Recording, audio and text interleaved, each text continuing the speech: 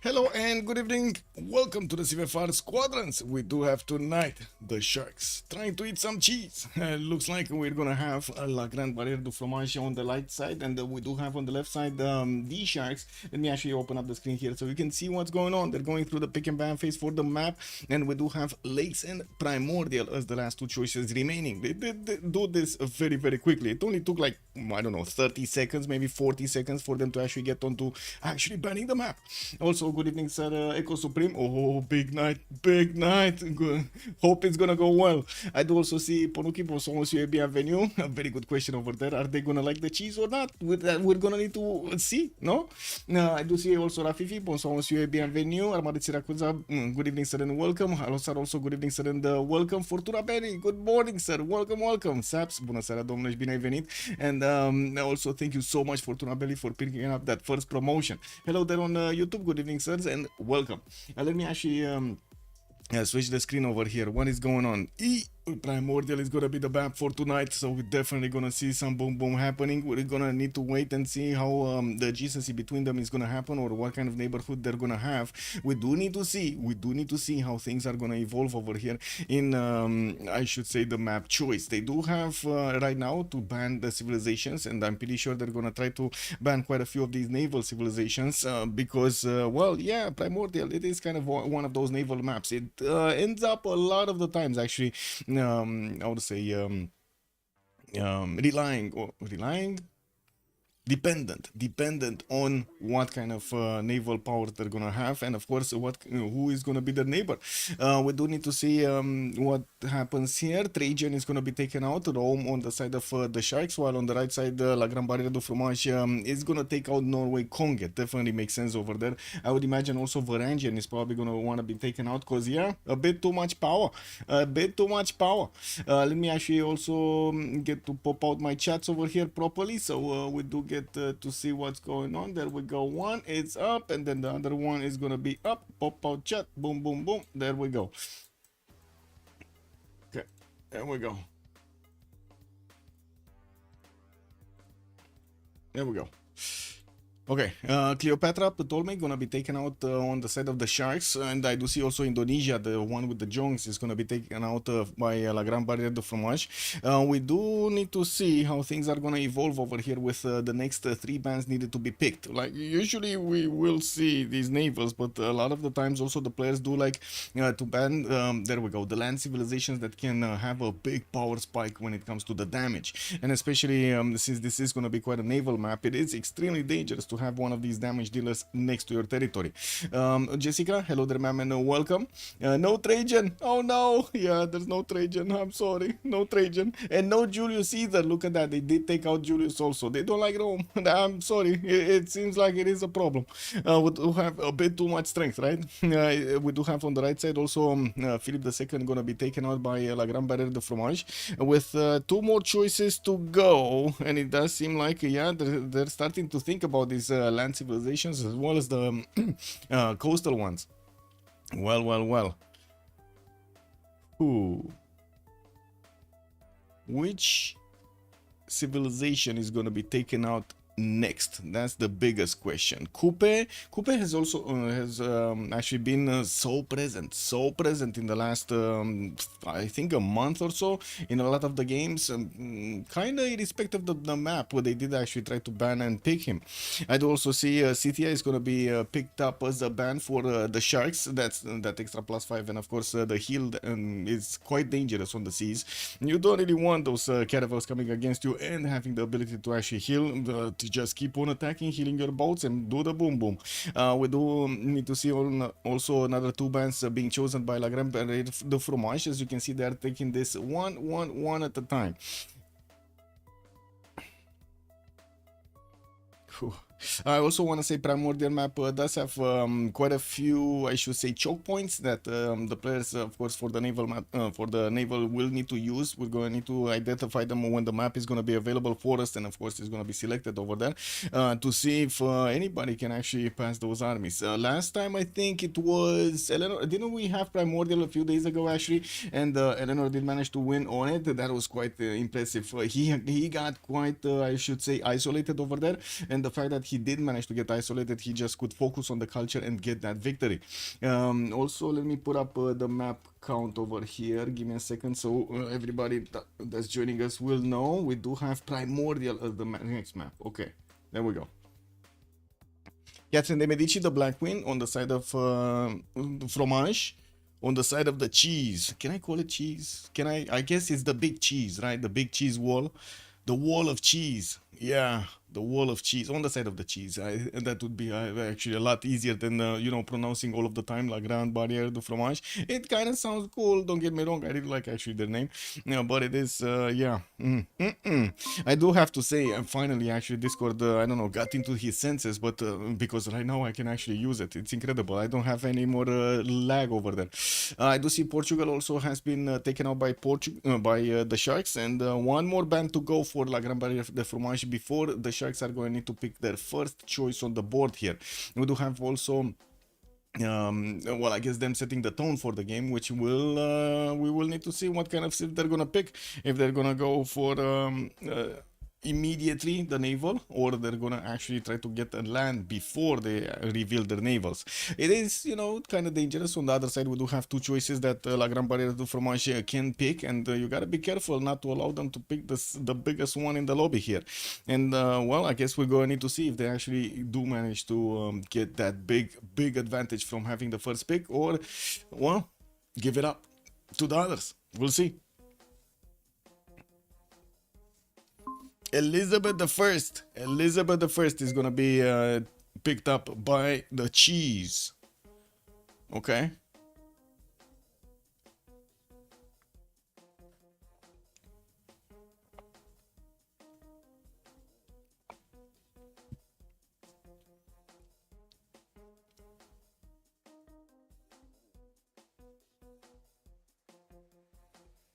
Victoria, Age of Empire. Victoria, Age of Empire. Okay, well, they're definitely going for the naval. So we do have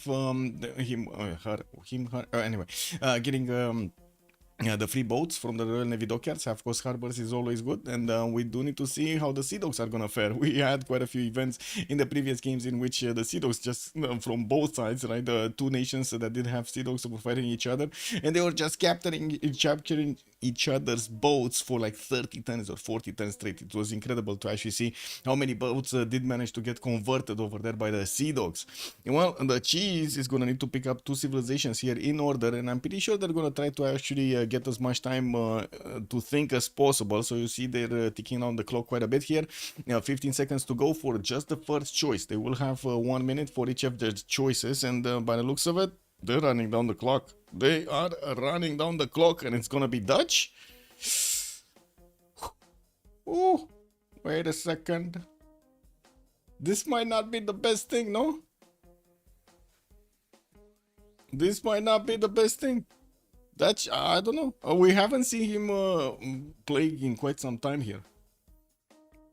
I'm not sure. I'm not sure anymore if that is even Provincian is that strong. We're definitely gonna need to see how he's gonna try to place his sim, and of course how much naval he's gonna go. We'll see. We'll see. We'll see. Also quite a tricky proposition over there to get those admirals, or I should say race for the admirals, because you do want to go usually campuses first, and the harbors are not always coming up quickly. We're gonna need to see if the Dutch. Let me actually take a look at the bonuses here, because I'm pretty sure they added admiral points, right? If I remember correctly. Where was it?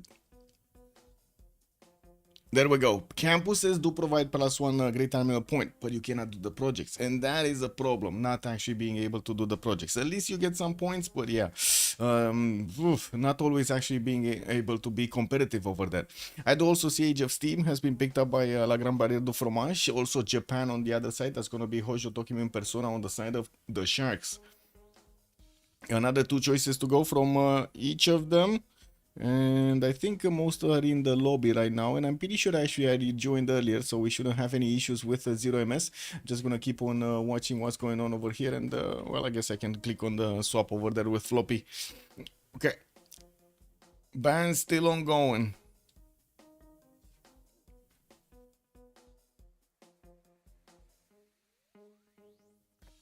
Eleanor, England is gonna be picked up. as a ban. They're not gonna allow her in, especially after the last win over there a few days ago. Yeah, dangerous. It did manage to get to what, 2600, 2500 the tourism over there, just alone in a corner. And could actually get some rock bands out, but to be honest, the rock bands didn't get him the win. It was actually his passive over there. Did make use of the neighborhoods with the shopping mall. Did use everything that he could have in his abilities over there to actually get as much tourism as quickly as possible. There wasn't that much that actually people could do on the other side. He was trying to fend off the attack, but at the same time he was coming out of a two-prone war. Very hard to actually come back and defend the culture victory. He did try. He did make a good run for it. I'd also see Coupe on the side of the Sharks gonna be taken out, and one more choice for each side. When we're gonna have, of course, these choices being picked up, the cheese team is gonna need to actually get their third on the board, and then the Sharks are gonna need to reveal their full roster. I do see Dido is also gonna be the one being picked up over here on La Grande Barriere du Fromage.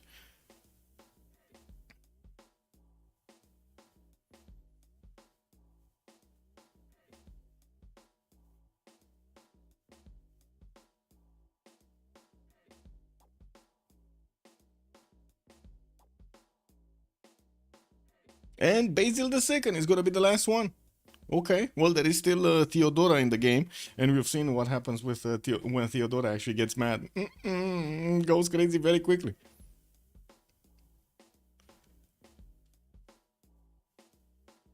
The taxi straight over there was insane yesterday.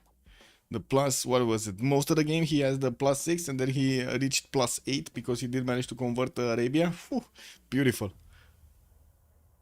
We haven't seen that much Arabia actually in the games. Was watching a comment over there from YouTube about this. Yeah, Vizier has been overlooked. The Germans summoned. Well, we're gonna need to see if Ludwig or Barbarossa is gonna get in. To be honest, they had pretty good games, but I gotta mention, they are not really well known for their power at the beginning of the game. Well, not really well known because they haven't been played that much. I do see Persia is going to be taken by La Grande Barriere du Fromage. Okay, Cyrus is going to be their third choice on the board with the extra culture on its trade routes, not to mention the Immortals. It does have a +3 on attack and it does work on the boat, so yeah, at least that.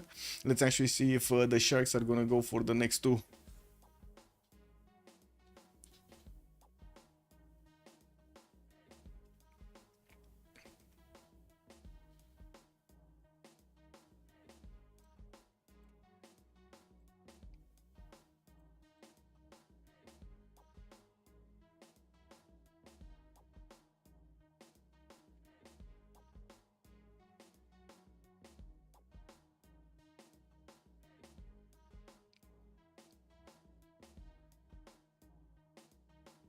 Nader Shah on the side of the Sharks. So we got a Persia on each side. Oh my god, it was just... Well, I guess for the sake of the comment over there on YouTube, I do hope they're gonna have different colors over here assigned to them. Not really close tints. It is gonna be quite something to actually talk about both of the sides, both of the Persias over here with one on each side. We do have the Sharks also needing to pick up their last choice here, and I do see them thinking quite a bit. How are they gonna finish their roster with already Age of Empire, Hojo, and Nader Shah on their side? I'm actually curious if they're gonna go for a fourth, or I should say a third naval, or they're gonna try to actually get another one of these land civilizations going. Maybe they will also try to go for something niche. I don't know, something, you know, like we've seen before. I don't know, it's maybe some Tamar getting through or something like that. I don't think so though. I don't think so. They're probably gonna go for a safe pick over here, and it is gonna be Kublai China for the Keshik spamming. Let's actually see if he's gonna manage also to get some extra diplomatic visibility over his opponents, with the extra damage always making the difference against his opponents. He does manage to get the double damage from the diplo visibility. Also, MMC, hello there sir. Feels like no naval available. Come on. No naval available. I think Varangian, no? Varangian is available. Yeah, Varangian is available. John Curtin is available. Who do we have? Let's see. Well, I guess you could call Pedro also, but his timing actually comes a bit too late over there. What's remaining? Do we have any more remaining? Tokugawa. There we go. There are quite a few. There are a few of them. Well, this is not naval. And Lady Six guy. This is one of those niches I was talking about. Lady Six guy is gonna be picked up by the cheese. Coupe is banned. Yeah. Toku and Aussie now it's massives. Yeah, kind of. Well, the last time actually Australia didn't do that bad. And I guess we still need to see quite a few games of Tokugawa to actually make an actual opinion in the competitive games and not actually just take a look at the numbers over there and see. Well, it's dead. No more. We don't have the full roster, so the Sharks are gonna have Age of Empire with Hojo, with also Nidarsha and Kublai Khan China, while on the other side we do have Touch with Age of Steam, Victoria, with Persia, Cyrus, and Maya being picked up by the cheese team, the Grande Barriere du Fromage.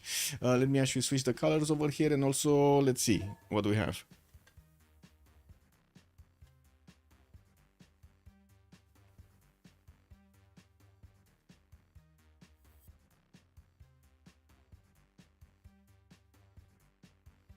How are they gonna try to get the priority over here? On which civilizations they're gonna put the priority from? Looks like the admirals are gonna be prioritized. We got Victoria, Age of Empire on the top slot there. Also, Erwan is gonna take the second slot for his team, the first team, which is gonna be the fourth one actually, because in between we do have Ash and Flak playing for the cheese. Erwan for Japan, Floppy on Kublai Khan Mongolia, Apology last slot over here with Nidarsha. I'm pretty sure he's gonna go either campuses or commercials at the beginning, so he's gonna have quite a priority for those, not to mention later on in the game, if he doesn't actually get into a weird situation over there in which he needs to find his neighbor on the seas and on the land, he will definitely try to get also those scientists. Well, that also puts him in a bit of an awkward position here. We're going to need to see how the priority for the Great Wonders is gonna look like, because most of the time, if you've seen, the Simmers do try to get a lot of very good wonders to give them that extra edge in the games. Just a little bit more. You know, you get 3% there, 2% there, 5% there, and boom, it's a much better empire. Just gonna need to wait for them to actually get to choose their civilizations here, and we're gonna get this going. I think I can actually put up the prediction for who's gonna remap this. Give me a second so I can actually open up my creator dashboard here. Not sure exactly why I didn't have it, but yeah, it's here now. And click on it, click, and prediction, start the prediction. How many remaps? 0, 1, 2. Let's put it for 15 minutes because we got this a little bit earlier than usual. Thank God I actually remember this. And let me actually also close up the screen because we don't really need to take a look at well, I guess we could take a look at the scores here. Yesterday we did have another game. Oh, there we go. Okay, really quickly. I'm gonna try to do this quickly. Give me a sec.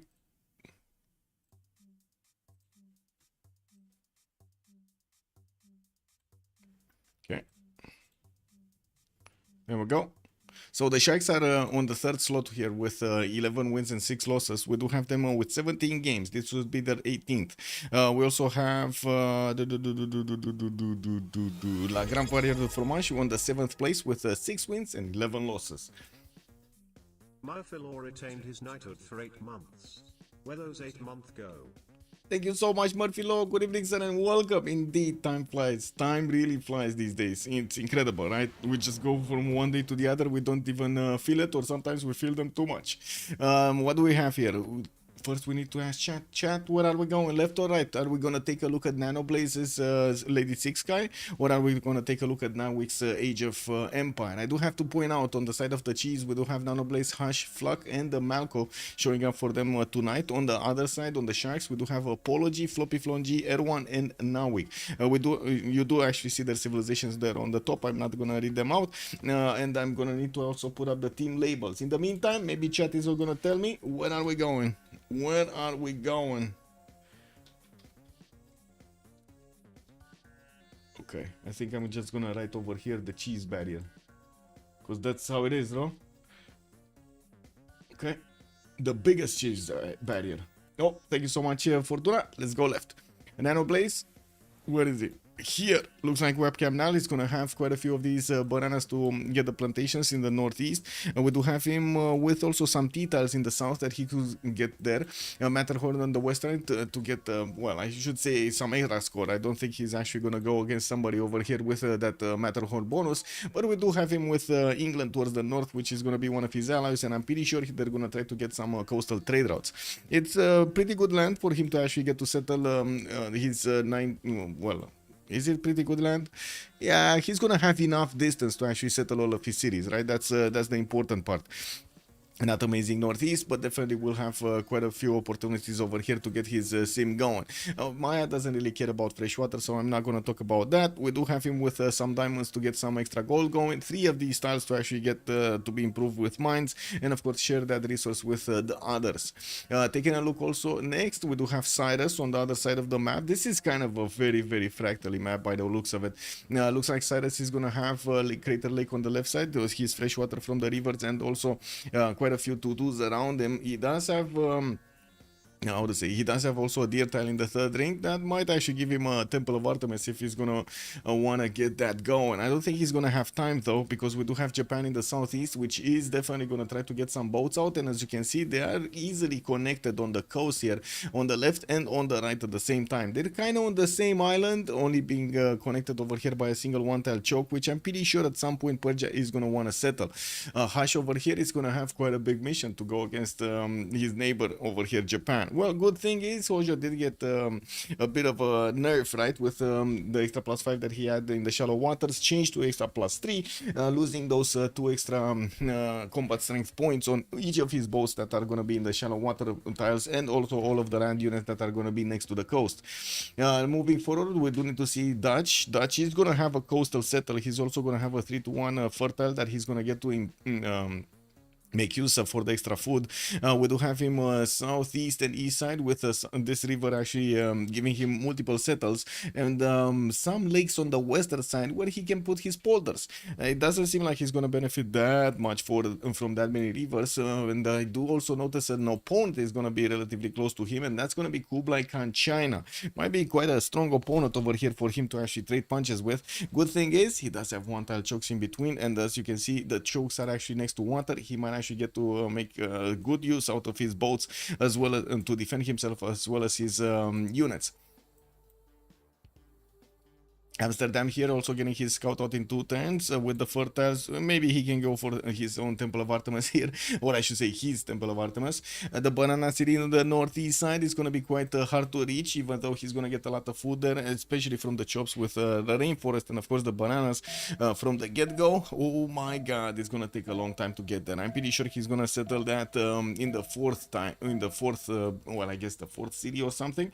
With the priest, good evening, sir, and welcome. Also, perfect time indeed. You like this country today, KW? Not a lot of fresh water settles, but it doesn't matter, Horn. Yeah, it doesn't matter, Horn. Age of Steam Victoria is to the north of Maya, and Sheffield is gonna get his own scout out. He will have quite a few coastal settles without fresh water. The only one with fresh water is gonna be this one on the western side, and of course his capital. Doesn't seem like this is gonna be a great one either, but at least he's gonna get that wheat tile settled, and of course benefit from the 1-3 there. While I would imagine he's gonna want to actually get his cities all over the place. I do want to see if anybody's here, so there will be a possibility for him to actually get boats out on the western flank, which will allow him to actually get Granada and also go towards Japan, basically help out Persia over here against Japan, which is gonna be quite an advantage. On the right side, we do have also Xanadu on the coast. This is another one of his possible opponents here, and might come to save Dutch in the nick of time. We do have Apology also over here with Mashad getting his scout out in 2. Looks like a lot of these Mercury tiles, 5 of these Mercury tiles to the west and to the north. While I do see he's going to have fresh water from that 2-tile lake, he's also going to have the Dutch to the north. And again, 2 1-tile chokes are going to separate the Dutch from his opponents. This is incredible. I cannot believe how lucky Fluck is. I really cannot believe. Look at this defense. 1-tile choke, 1-tile choke, 1-tile choke, 1-tile choke. Really? This is incredible. Really? So many 1-tile chokes, man. Anyway, he's not going to get onto the seas with some navy, but I do see London over here. He's going to have that opportunity, and we're going to need to see if we're going to have the Dutch being attacked by Age of Age of Steam, sorry, Age of Empire later on in the game. And we do have Mashad with this river towards the south, giving himself another one of these settles for a 2-2 base, while the other cities, except the one on the lake, are gonna have the coastal spawn. It's only gonna get the half housing in them. We also do need to see later on how he's gonna try to plan out his city placements at the beginning, and how much he's actually gonna want to go against the Netherlands in the Dutch in the north. Looking at Floppy, he's quite close to the Netherlands also on the left-hand side. He does have his gypsum tiles giving him those extra points of production and the food from the bananas, and of course the soon to be improved the fish tile in the water. Banana City Northeast also multiple cities that he could place towards Netherlands here, so he could actually get closer and maybe even get through the chokes here, and that would help him to actually keep pushing Netherlands. And I'm pretty sure this is going to be a big conflict zone if this map is going to be picked. Looking at their vision here, it doesn't seem like they have first of all that much they're very close to each other. That's one thing that I want to point out. They can couple with each other, or in twos, basically couple in twos their economies. And one of the big things over here, it doesn't seem like they're incentivized to actually get to remap because of their proximity to each other. What it does seem is what it might happen is they're not gonna get the information about their neighborhood here, but I do see there's one more turn for Persia to actually meet Netherlands. Flak is going through the choke point there, and I do see another one of these apology scouts on the right side of that choke of that mountain range is gonna get through, while Netherlands is not gonna know about it. He will probably be incentivized to go for the river settle in the south or on the eastern side where he does have more food, and we're going to need to see if this scout is gonna be enough to actually escort that settler to its position. Hojo Tokimun also on the coast here with the northwest being covered by Persia, and of course that's going to be one of his opponents. He has a second city to the western side on the truffle tile with quite a few shops in the capital, and from what I do see on the east, he's gonna have more fresh water from rivers. This one is not gonna have fresh water, but can aqueduct it later, so you know it's not that big of a problem. Actually, you could put the city on the 2-2 base and try to get the harbor out anyways, but you're not gonna have that extra adjacency, which usually it is quite valued. But sometimes you gotta make that sacrifice and put it down anyway, even if you don't have that much adjacency on it. With the settler coming up in 2, I'm pretty sure we're gonna need to wait and see how things are gonna evolve here and what kind of bonuses they're gonna get. Looking at Victoria, Age of Empire, we do have London here getting a settler out in one turn, and he does have the Cliffs of Dover to the northwestern side. I have to say, I think from all of the spawns, this kind of looks like the weakest one. He has a pretty good capital, but his other cities are gonna be devoid of a lot of fields, a lot of fresh water, shops, and other stuff. Not to mention, there aren't that many cities to settle. Good thing is, he does have a decent amount of fish tiles in the water with 2 reef fish to improve here. He's also going to have a pretty good campus in between them. Probably not going to go for bronze working, so the iron tile is probably going to be safe to get a campus on. We do have, of course, the remap choice. Okay, so first of all, they saw this. Okay, they saw this. Second of all, Netherlands is coming in with the settler, and he's not seeing the Persian scout. Oh my, look at this. The Persian scout actually has 3 movement, right? And it looks like it's going there. While I do see Netherlands is going there also. He needs to move and spam B, right? He needs to move and spam B. Copperbat, hello there, ma'am, and welcome. And Murphylo also saying not a lot of freshwater settles, but it doesn't matter, Hon. Yeah. True. I think I actually said that earlier. W, you know, just it is what it is. Jessica was also asking about Brazil. Yeah, Brazil didn't get in. But good thing is we do have Maya to actually take a look at a bit of a different gameplay here, and I'm pretty sure there's gonna be a lot of boom. If this map goes through, this is gonna be a lot of boom, and this map goes through, we gotta go. Okay, let's see how things are going. How is this evolving here?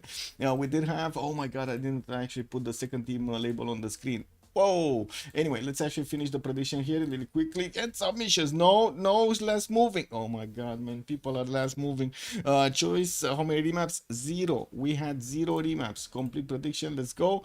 And by the looks of it, we're also going to need to take a look.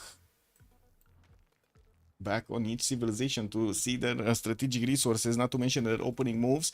Seems like Persia did not manage to get to Maastricht to actually take out that city center. The cities of the Dutch are getting their campuses down, pre-placed over here, so he can start working on the other ones. I do see, of course, he's being discovered, sniffed out by Persia, and we're going to need to see if he's smelling good or not. We do also. I need to take a look here on from the beginning, right? Lady Six Guy gonna get his first city to the western side, directly on Matterhorn. We do have England actually getting some visibility over there, and I'm pretty sure he's not gonna be in any kind of conflict at the moment. He did manage to place his observatory between those two bananas, which he does need to actually get plantations on. Has a few of these rainforest tiles around him, but it doesn't matter. It doesn't matter. Settler coming up in 410s, while he will need to get his niter improved. I'm pretty sure, like looking at what's going on here, yeah, maybe DShark would actually get some units against the Netherlands. Maybe also Kublai Khan will get some units against Netherlands, but this is the problem, right? We do have him with unfortunate problem of one-tile chokes.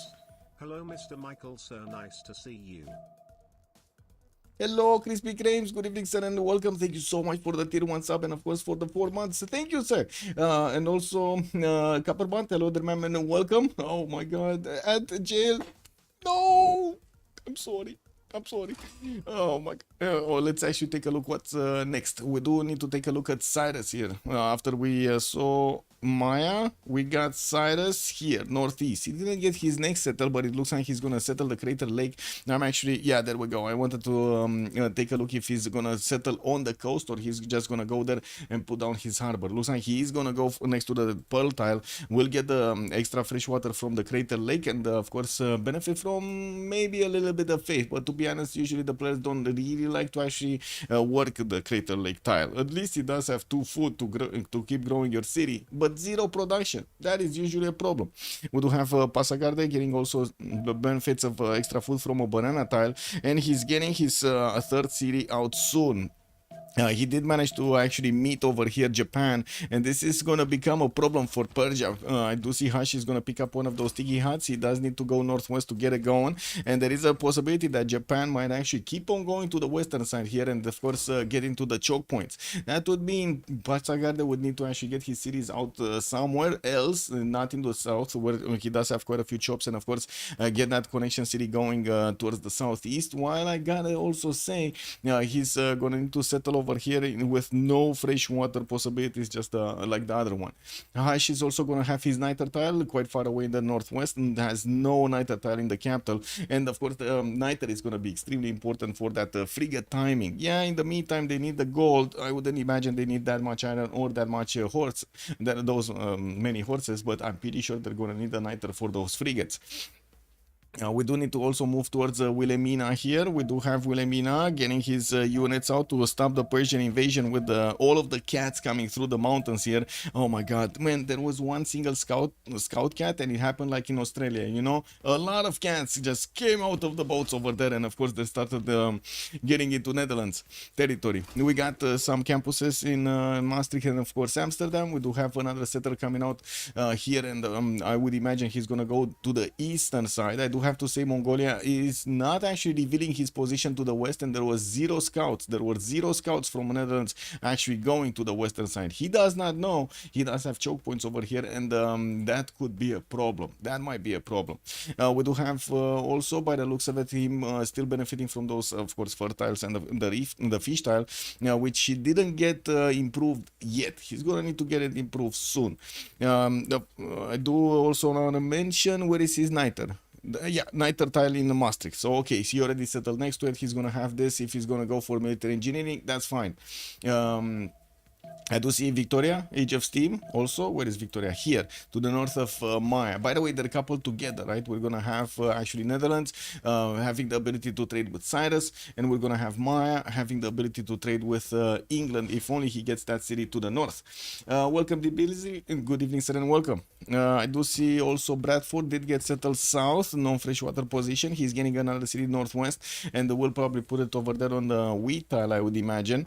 He does have quite a few reef tiles to also get the extra adjacency towards campuses, including one of the in the capital, which he might actually get to use over here with one of those in Governplatz in between those two districts, so he gets the maximum output by using these adjacency. Sheffield is going to start getting his monuments out, just the same with Bradford. I do see he's getting some extra faith pattern from the pearl tile, which will allow him to actually get a quick pantheon. Well, I say a quick pantheon because it's going to take quite a bit of time to add to get to 12 points, especially with just one a turn. I do have to say Malco already has 10, so he did get this improved for quite some time here, and we're going to see him pick up a pantheon soon. Hash already has 15 actually, so he's going to pick up a pantheon probably next turn. Oh yeah, he's getting that. He actually worked at for 2 turns the Crater Lake and now switched towards 2-2, so he gets some extra production and keeps growing. Looking at also Apology here on Nedershan, we do have him to the south of Netherlands, which I gotta say already is pushing back his cat scouts there. But just started to get his traders out and initially settled directly towards the north, towards his opponent. It looks like the second city is also gonna go westward here towards those Mercury tiles. I find it quite unlikely that he's actually gonna go for something like religious idols to get the extra what is it, gold and faith from these Mercury tiles. Anyway, I do see also the monuments coming out from Sparta, 3 turns for a builder from Ashad. There are quite a few 2-2s around, and of course we're going to need to see how things are going to evolve with Apology getting that trader going. Okay. No. Yeah, if he's gonna get pillaged, that's what I wanted to say. But to be honest, right now it looks like Persia might actually get out with his scout, get to him promoted. There isn't that much of a possibility for actually Netherlands to get through the forest and have still the movement. And I do have to say the Mongolian scouts did start to make their appearance felt over here in the cities of Netherlands. This is gonna cause a problem because he cannot finish the campuses. If he does, he's just gonna get pillaged, and that's gonna be just you know, a lot more science for Mongolia than it will be for Netherlands to actually finish that campus. Switched to production towards monuments, bought a slinger here, invested 65 gold for the defense. Next prediction, let's put it going. Yeah, let's get it going. Start a prediction for who will conquer the first city. We do have the Sharks on one side and the big cheese barrier on the other side. Oh my, 50 minutes is the submission period, and there we go. We got it going. Okay.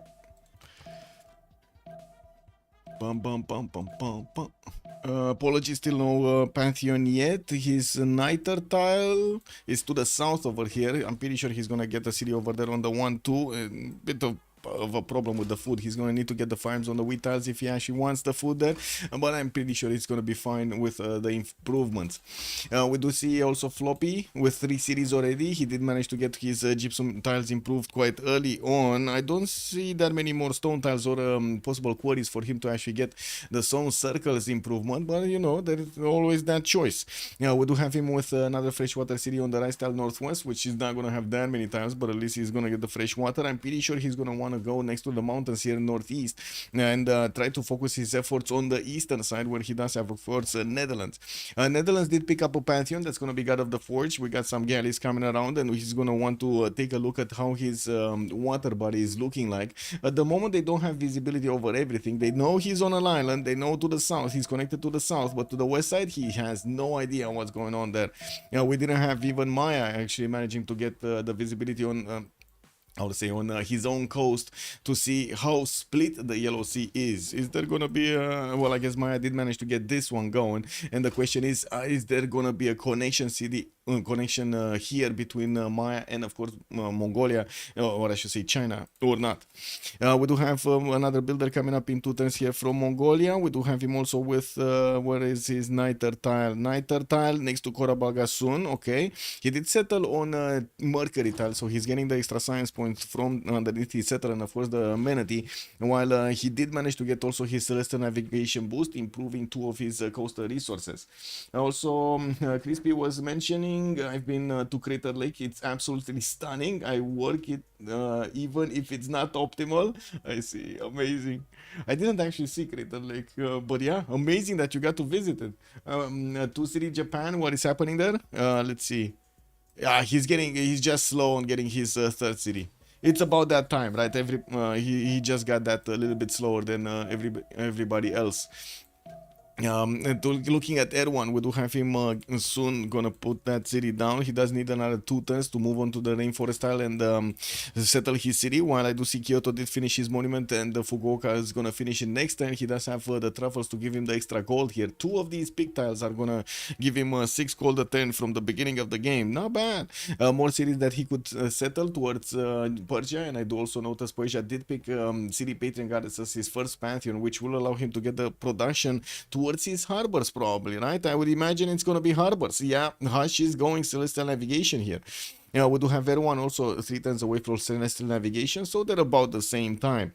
Getting the fish improved for the food, and I do see his night tile is going to be inland here. He does need to actually settle another city for it, because otherwise he's not going to have the tile option to get that 4th ring Niter in his empire. Hunde Priest also, Gordian is so exposed, Hush will die to caravels. We shall see. We shall see. I'm pretty sure there's gonna be a lot of war between them. We already have a boat from Persia moving towards the south, and I also want to point out England is here also. And England is an ally of Hojo Tokimen. This is gonna be quite deadly for Hush if Dutch is not gonna get through, right? This is a problem. This is a major problem. And looking at now, we do have him with London getting his 4th city out. He doesn't have a pantheon yet, and I think he's actually the only one that did go for 4 cities. Let me actually double check, because it kind of seems like he's the only one that went for 4 cities. Maya maybe? No, not even Maya. Not even Maya went for 4 cities.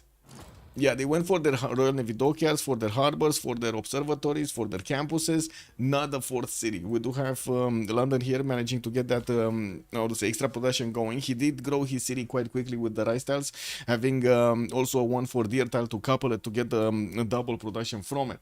Also, Mongol is on 4. Mongol is on 4.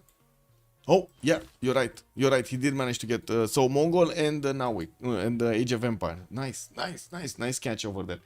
Naval prefers 4 city because they have trouble discounting the campuses otherwise. True. They didn't all go. They didn't all go. Look at that. Anyway. This third city is probably gonna settle directly on the Niter tile to be in between those 2-2s, other 2-2s. He's also gonna have another city spot on the cattle tiles directly south of that city center.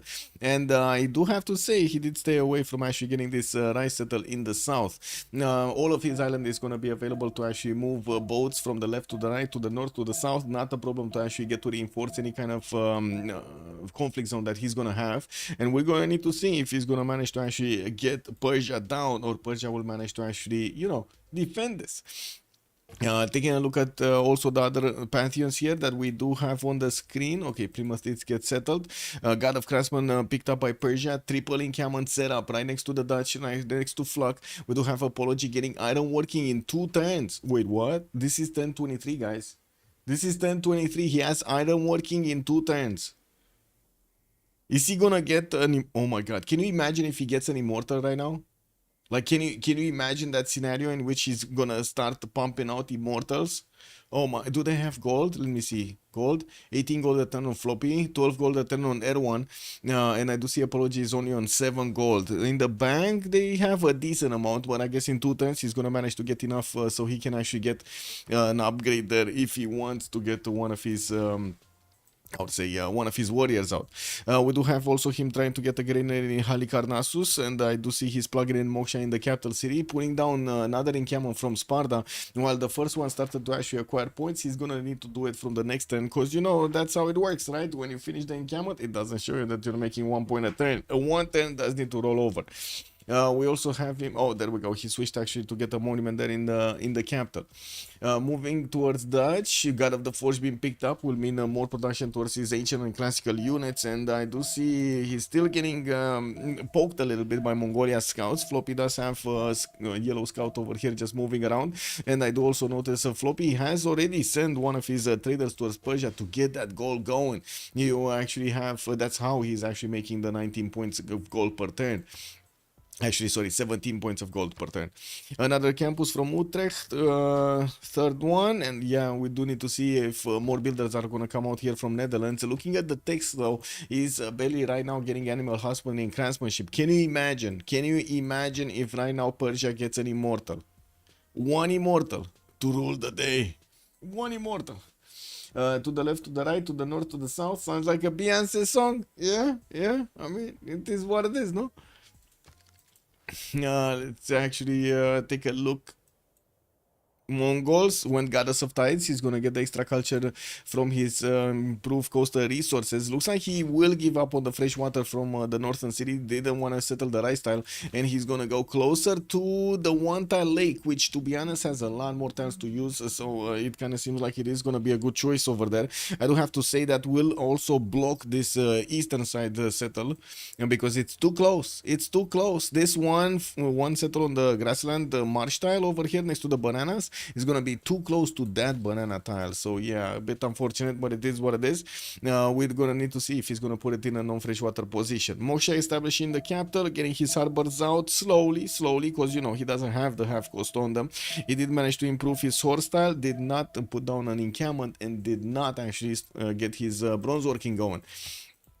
Apology gonna finish his iron working next turn. I still don't see him actually benefiting from how to say that many of these pre-builds, or I should say the warriors. He's gonna get another one of these iron improved, and of course gonna have a significant amount of iron per turn. Not a problem to actually hard build the immortals. They don't take that long, but usually you do need to actually get you know, your wall of throne going and so on, so you can build them in good enough time. And that's one of the reasons the players do choose to actually go for warriors first and try to improve them into the unique unit, into the immortal, so they can get faster. The upgrades can get faster. Looking next, what do we have here? Maya, did he get something? He didn't get something yet. He did get his observatories going, and I do see he pre-placed the hanging gardens here from Webcam now. We do have him also getting a bit of science from his improved plantations. Finally, he did manage to get one of the bananas and got that extra adjacency towards the observatories. We'll have also El Mirador to improve the 2 T tiles here, and I do see he's definitely going to have more cities with adjacency from sill tiles. For example, this is going to be another good observatory. To the north, I'm pretty sure he's gonna get another city over somewhere. He's probably gonna put around one here and one here, I would imagine, so he can space out as many cities as possible. This one also could be a city center next, and this one. So he's gonna be 1, 2, 3, 4, 5, 6, 7. 7 cities doesn't seem that bad for a Maya gameplay. Getting his 4th city out in 2 turns. Moksha establishing the capital for the extra culture, and we are turn 26. I would imagine we do have everybody managing to get their golden ages. Well, except Nader Shah. Nader Shah, 16 points out of 19. He's getting his first immortal out in, and this is one I was mentioning. You see how much time it takes. Mashhad is still growing. It's still growing. It's 3 population points. Doesn't have a builder yet to actually help him chop some of these immortals. And even if he did put a Gogi on, it's only one turn of a shave, right? That's it. This is a really great land for Maya on this map. Yeah. We do have builder coming up there from Sparta, and of course we're going to need to wait for him to connect that other city, Halicarnassus, to the capital. In the tech side, I do see he's going for archery and state workforce. Doesn't have his government plaza yet. Put down a 3rd encampment actually from Halicarnassus. Couldn't manage to finish it because he does want a granary, so he allows the city to keep growing. Quite important to actually allow the city to keep growing. Fortunately, didn't have tiles over here to get some improvements on to get extra housing easily. I do have to say sometimes the players, especially on Persia, do prefer to actually use its unique improvement to add more housing, especially to the coastal cities. This time around, didn't actually get to do it. Let's see here. We do have an encampment being placed by Netherlands, and he's gonna go for his encampment training project. I do see the Dutch is gonna get his iron working in 6 turns, while he does have 1 half HP warrior. In the choke point, he did manage to push back that Persian slinger into his encampment. Well, that's going to get a promotion. That's going to turn into an archer. That's going to be deadly later on to that warrior. That's a bit of an issue. Let's see also on Age of steam, we do have God of the Sea being chosen. He already improved 3 of his coastal resources, getting the extra production boost here on pearl tiles 2, 3, 1, 1s. Beautiful pearl tiles, beautiful. Wilhelmina has a troublesome neighbor. He has 2 troublesome neighbors. You stand corrected, right? Rafifi, 2 troublesome neighbors, no? I'm pretty sure we're gonna have quite a bit of problems actually coming out from Mongolia. But the question is Mongolia gonna want to pick up the responsibility of doing something against Malco? Because that's kind of what I'm thinking right now, right? It feels like they're gonna leave Persia and then alone with the Dutch, and we're gonna have Mongolia picking up the responsibility to go against England, while Hush is gonna need to do a 1 versus 2 over here against his other opponents.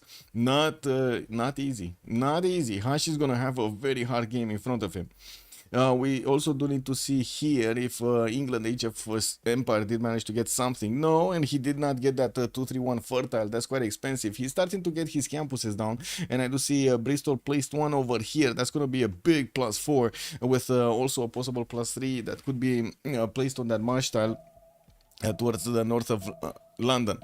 Plymouth getting a Royal Navy dockyard, 4 times for another city center to come out from London. We do have him here with another rice settle towards the south, and I do see he is actually sending those free boats that he got from his Royal Navy dockyard placements towards Hong Kong. He's also going to get to pillage the harbor for a bit of extra gold there. Now he is already starting to get his war going against Hong Kong. Got one of his builders with 2 charges, and we'll get to improve this land with it or get some chops going. Not bad to get this. Yeah, he does have God of the Forge at least, but I gotta say Netherlands here is in deep trouble. It's not really well known for having the ability to defend itself against the land civilization at the beginning of the game. Now we do also see there's quite a bit of gold generation going on either side, with 10 on Lady 6 guys, 15 on Cyrus. We do have Wilhelmina on 4, and Malco is going to be 13. On the other side, Apology with Nadershah is going to get his 5. Floppy already on 25 because he did send his external trade routes towards Halicarnassus.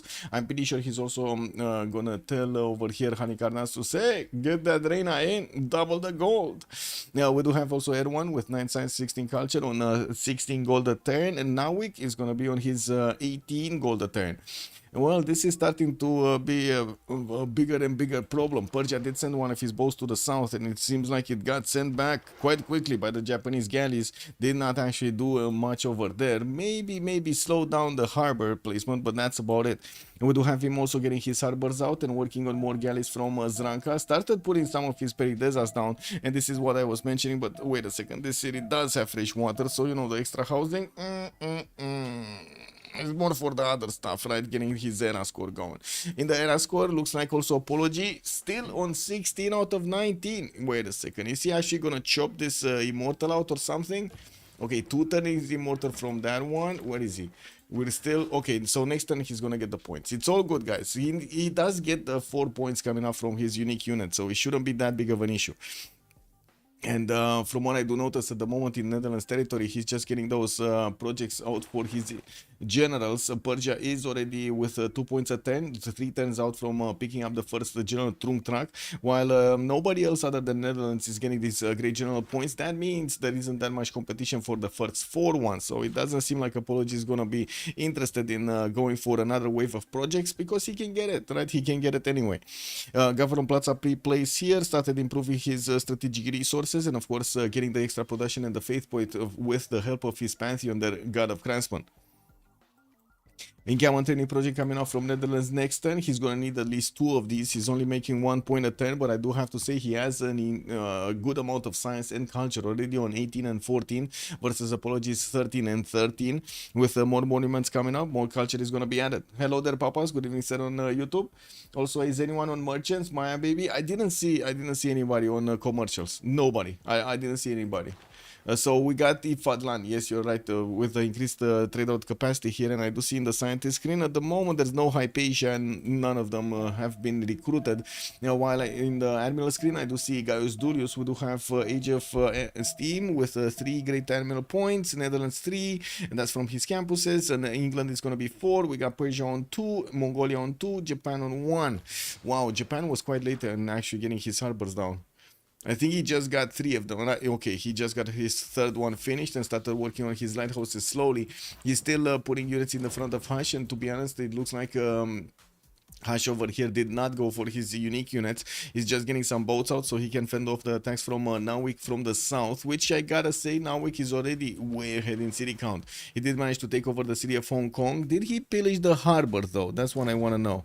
Yes, he did get the gold from the harbor. That's pretty good, right? They do manage to acquire a significant amount of gold per turn. And since Persia is going on the offense here, they might actually need quite a bit of gold to upgrade these warriors into the unique units, into the immortals. The road already has been built towards Sparta, so it's just a matter of getting through the hills here. And I do notice already Netherlands is getting back his warrior, so he can upgrade it into one of his swordsmen. The question is, did he manage to get iron working? I think he did. He did improve his iron, and I'm pretty sure I saw him discovering going for the iron working technology. If he got the boost, he might have actually had it, right? We don't see any pre-builds here, and we will see some builders coming around. I'm pretty sure with the bronze working, he's gonna get the chops on the rainforest. That shouldn't be a problem for him to just keep on chopping units here.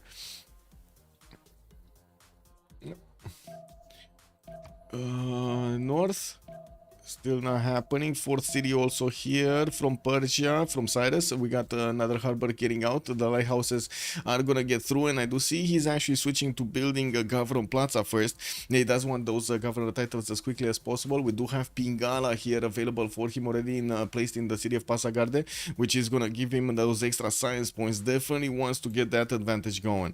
We will also need to see already Persia having 3 immortals. So yes, we do have warriors coming out from Maastricht. And I do have to point out, he's the only one making iron, and he has only 1 iron tile. This might actually be a bit too little. He only has 2 iron right now. Oh my. And nobody else has an iron. He has horses. Okay, horseback riding coming up next turn, military tradition next turn, so he's at least gonna have that technology. And the immortals should do well against the horses though. Much better against horses than I would say than against swordsman. And yeah, there we go. 4 immortals already. General is gonna come out next turn from Persia. I'm pretty sure he's gonna teleport it in the city of Sparta and also move it onto the front line quite quickly. While these immortals are gonna take time to get through the forest, the general is gonna catch up to them quite quickly.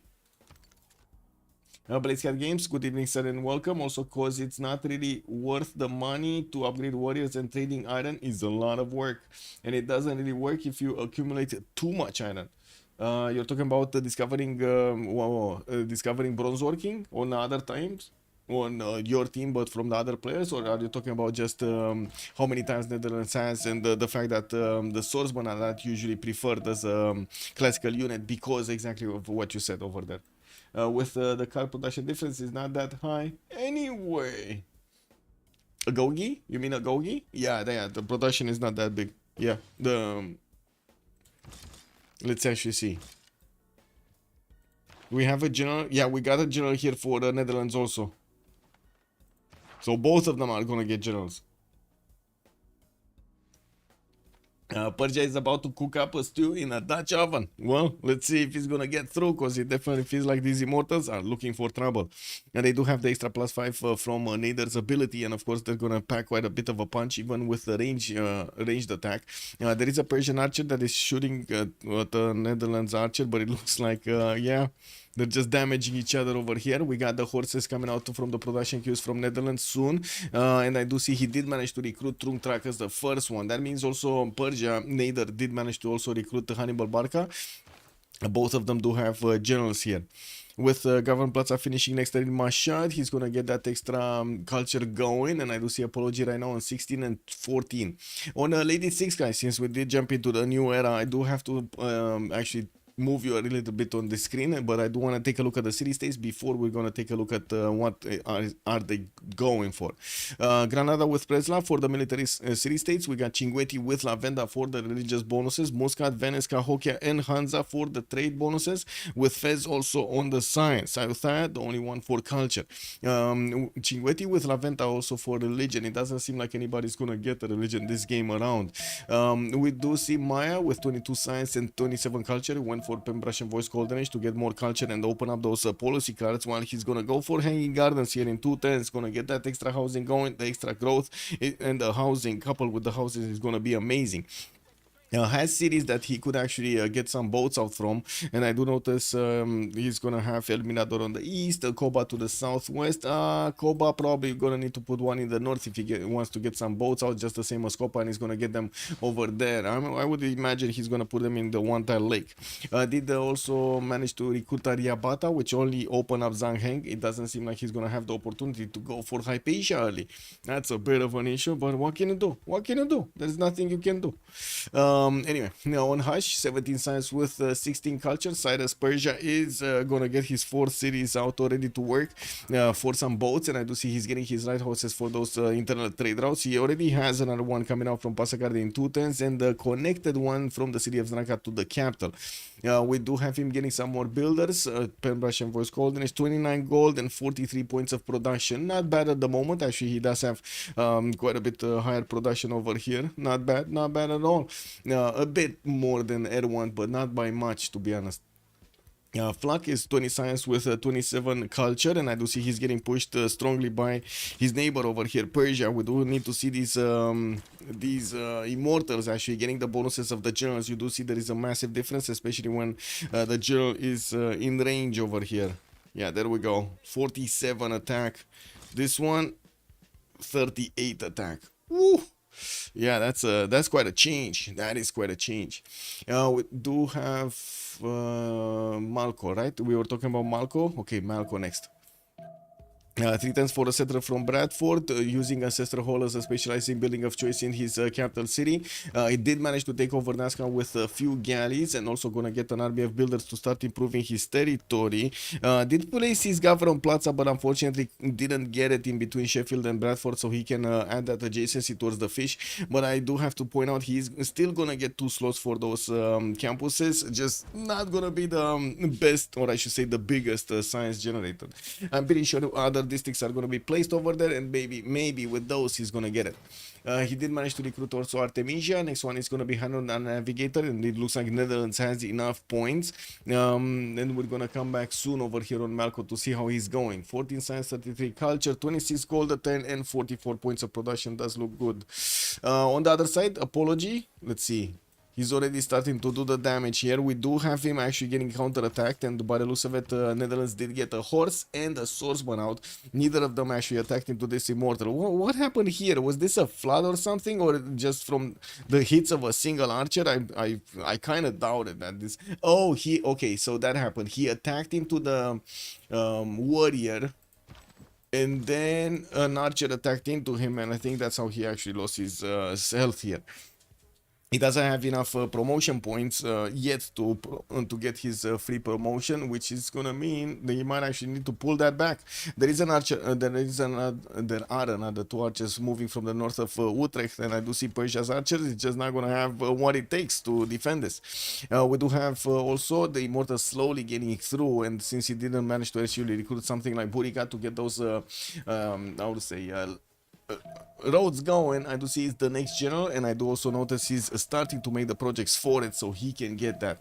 Another settler is coming out from Sparta in 1 turn. He has the possibility of actually photo settling his opponent here on the stone tile, which, to be honest, I'm not sure if it's the best case. No, it is actually, because we do have Nawik actually protecting his eastern side, and that shouldn't be a problem. Persia did manage to promote his immortal over there, managing to get hit by the horse. I guess so. Well, no, he didn't get hit by the horse. Or maybe last time he got hit by the horse. Anyway, looks like he did lose his first immortal there. That is a bit unfortunate. Yeah. Uh-oh, we got some heavy chariots also from Mongolia. Anyway, Floppy is here with 18 science, 37 points of culture, 50 points of production with a Pembrush and Voice as the first golden age. We do have him getting his 5th city out next turn, and yeah, we do have some lighthouses that are getting into his harbors next to those campuses to give him those extra trade routes. Gonna finish another campus here from Hami, only a +3, and from what I do see, has quite a few builders to help him chop all of this. He did choose to go for Ancestral Hall, so whenever he he actually puts down a city, he's also gonna get a free builder from it. At the moment, it's only 3 cash builders because, you know, we don't have the feudalism discovered yet. But with so much culture, he's not gonna be that far off. Also, 45 gold per turn and 50 production does look very good at this point in time.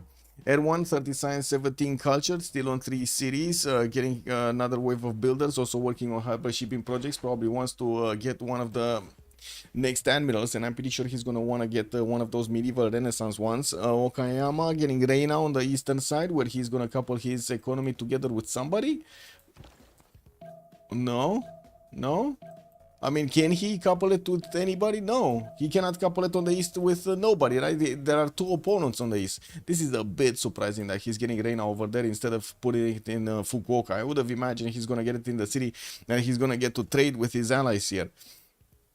We do have also Nawik with Pen Russian Voice Golden Age, 19 Science, 34 Culture, getting back his boats from actually taking over Hong Kong, allowing them to heal a little bit in the borders of Bristol before they're gonna go on the offense. He did try to put a few boats in the face of Hashi here, and I do have to say Hashi does have this 2-tile island that he can hide behind, and I'm pretty sure those Sea Dogs are gonna come out to play over here from the side of Nawik to try to punch through. Nawik does have the ability to actually go through the western side to get to Zranka, so this is somewhere where also Persia will need to get a boat out to have at least the visibility of what's going on.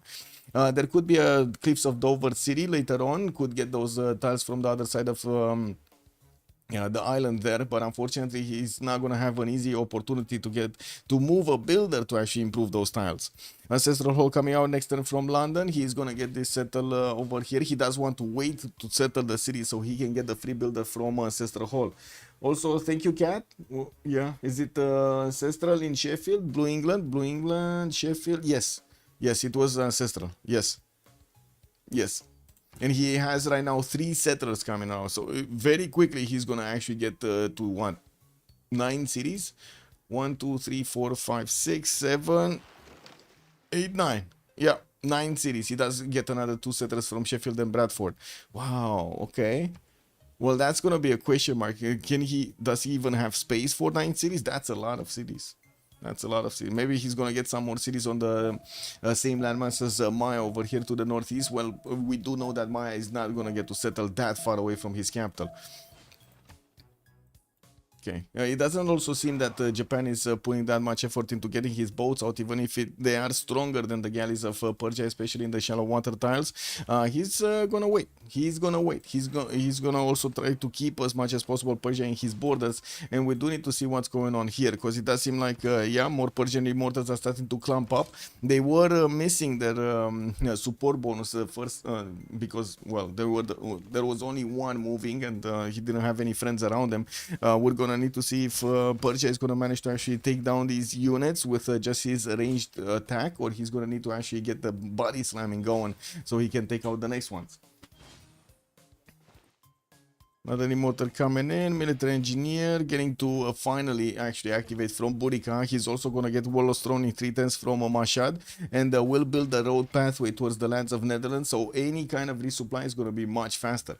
Victor O, good morning, sir, and welcome. I feel like I've been gone a while. You did? You were? I don't recognize these draft picks anymore. Oh my god, the meta changed, man. The meta changed a little bit, and from what I do understand, we do have BBM changing quite a bit the maps, and we're also going to have, well, not right now, but soon. And we're also gonna have a new BBG, no? It's already in the beta.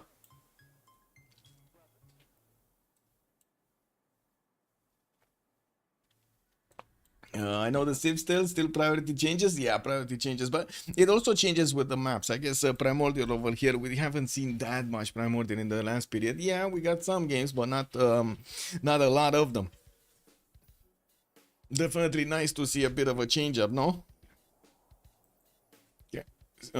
Sheffield getting harbor shipping project in 3/10, also more lighthouses for those trade routes here. Looks like he actually gave up on getting another settler from that city center, wanting to get more of these admiral points, so he's gonna get Himerios or one of the medieval renaissance ones. I do see Maya has started actually making some merchant points. It looks like he did play Scavron Plaza and a commercial from El Mirador.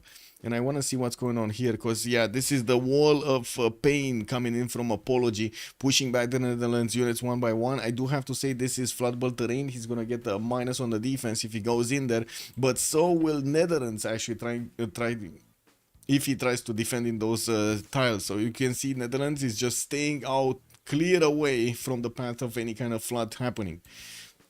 It's more variety than every England in the game. Yeah, true. There was quite a discussion that it's very rare that you're gonna have actually the Englands being banned, because there are too many of them, right? There are too many personas. Some also horses from Sparta. 13 camels started to be built from Halicarnassus, with the Warlord's Throne finishing in 3 turns. I do see Persia is not gonna actually put the Foro city towards his opponent. He's gonna place it on the east, and I'm pretty sure Reina is gonna get into that city center so he can start allowing England to actually trade with him. England, Age of Empire, is gonna get a few more settlers. Got Reina in the city of Bristol, and I do see him with his boats healing at the moment. Manchester will get his Pingala for the extra science, and of course these lighthouses finishing will mean more trade routes that he could connect to the capital city. He's using Moksha, so I would imagine we're gonna have Moksha internals here with the extra culture per turn, and we're gonna need to see if that's gonna be enough, and of course if he's gonna get enough science from his campuses to go against his opponent over here, before he is getting his how to say, science for the caravels. Okay, these have movement. 2 of the immortals have movement. They started shooting down that swordsman. The swordsman does have a promotion, and I'm pretty sure unless we're gonna have like 5 immortals shooting at it, that swordsman is gonna get the promotion and will heal. He does have the Governor Victor bonus and also the general bonus over here for an extra +3 and a +5. While there are quite a few archers coming out from Netherlands, I think the biggest danger here is actually on the west, right? Oh no, no, it's not. Oh my god, wait a second. Floppy is going mathematics and feudalism. He's not going for his stirrups. He's going top 3. He's going for universities. He's going for possibly caravels and so on. Looks like also he's sending settles to the south. Didn't actually get some boats to take out Muscat, even though, well, to be honest, it wasn't that easy because it's a one tile of attack city center. That city is only 20 strength, so the boats would actually do quite a bit of damage against it. Okay, more immortals getting the promotions from attacking into galleys. Of course, the military engineer keeps on building up that pathway, so he will get the new reinforcements up. The question is, where is he gonna go? Maastricht, or is he just gonna pass and go towards Utrecht? I do have to say the rainforest and the hills over here are terrible land to actually push through, but also defend from. Like, I'm pretty sure Netherlands is gonna have a few issues over here. The problem would be when attacking that you gotta poke out your head from the rainforest, and I'm pretty sure. As you can see, there are quite a few tiles that could shoot onto one single tile of these rainforest tiles. You're basically exposing yourself to a lot of attacks. 2 more settlers coming out from Amsterdam and Utrecht. I do see Netherlands did send one of his horses into the choke points and has the archer here that might actually help him get some visibility over what's happening into the south choke next to Hami. Floppy just put a single heavy chariot there, and since he does need to get the goal going, that's exactly what he's focusing. 21 science, 40 culture, but then 52 gold a turn. And there we go. Netherlands swordsman did get pushed back. The immortals started moving forward a little bit. Some of them do have promotions. Very important to actually get the promotions on them. 3 of them actually have promotions right now. And they're attacking directly the city center? Oh my. Okay.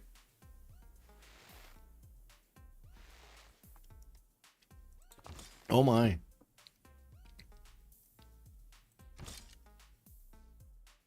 Now the question is, does he have enough to destroy the city center? He's gonna get 2 body slams next turn, and at least 3. No, unless this one moves. Actually, this one is either moving or shooting, right? If he moves on the 2-2, he's gonna get 3 range shots against that city center, plus of course the 2 body slams, and he's doing a decent amount of damage with the body slams, even if that city does have a swordsman inside of it, getting some extra health. That's an extra +6 that he's getting from the swordsman. The swordsman is not full HP, so he's not getting the full 10. Who needs to actually protect his general here? Because this horse is looking very angrily against towards that general. Well, it's fine. He should have the immortals coming on next to the general. What's happening with the admiral? Himerios. Careful, the Dutch need to also escort their settler. Yeah. True. True. Look at this. But I guess, oh, actually, wait a second. Both Mongolia and Persia are from the same team, right? So they have scouts actually placed exactly next to the river over there. They're in the forest. He might not know about this. He actually might not know about the two scouts to the northeast in the forest, and he's not gonna know with the settler unless he's actually gonna get to pass right next to these scouts. Look how dense. Look how dense this rainforest is. All hills, all of them there. Okay, so one of the immortals did get taken down. The second body slam is not available here, but I do see Netherlands did sacrifice one of his horses, yeah, for that to happen. This one probably will get a promotion now. No, it got attacked. Well, and the general got pushed back.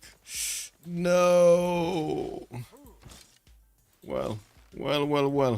I was honestly expecting that. Well, I guess there were very quick moves coming out from Flak over there, and Persia could not manage to click on the promotions. That was a problem. That was quite a problem, not being able to push on to click on the promotions.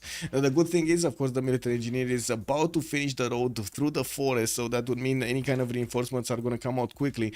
We do have another two of these immortals getting built, and as you can see, at the moment, Netherlands is more focused on getting his defenses up. Yeah, I got pushed back. So he popped the military engineer, but he doesn't have another general. Yeah, he does. He actually recruited first Hannibal Barca, put it on the front line, and then make the projects for Burica.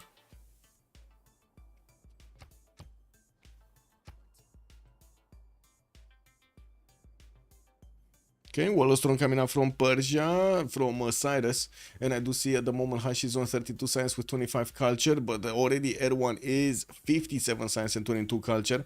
Erwan did choose to go for a free inquiry golden age. This is something that I didn't actually mention when watching. I was sure he went for a pen brush and voice. Looks like that was not the case. His buttress 110, while I do see he has a 510 difference between him and Hash. This can spell doom. This difference can actually spell doom. I do have to wait. What? Wait. We're 1041 and we got Nawik 154 gold a turn. Erwan 127 gold a turn, and Floppy's 89. That's insane. Yeah, that is insane GPT at this point in time. We're definitely gonna need to see a lot more galleys being built because they will have the gold. They will have the gold to upgrade. This is so important for them. Okay, more immortals showing up on the front line. I do see they did manage to push back the swordsman from defending Maastricht. While that city is gonna get ancient walls, it is gonna be an issue. I do also notice the military engineer is gonna get the pathways going next to the mountains here through the rainforest for these immortals to actually get through. And I don't think he's actually gonna get another stab at, against Maastricht.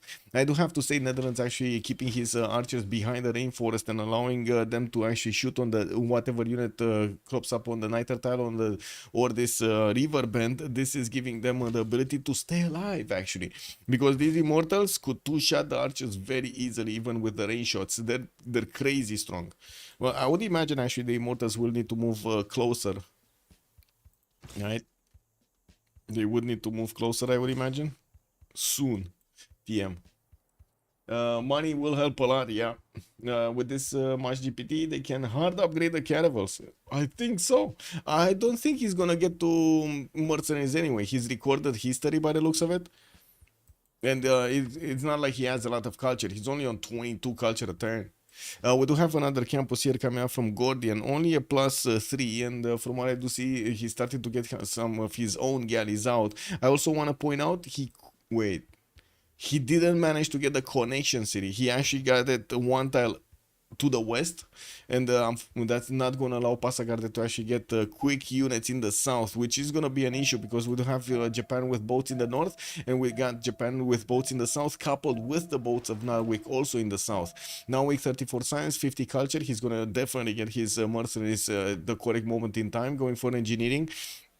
And also civil service. While he's getting his army of builders out, I would imagine these already have the feudalism bonus. I do see some 4 charge builders. Yeah, there we go. 5 charge builders are available here. Okay, what's going on? This is another one of those immortals. He did shoot with it very quick though, and I'm pretty sure the walls are gonna be built by the looks of it. There's no way he's gonna get the city before the walls are gonna get built.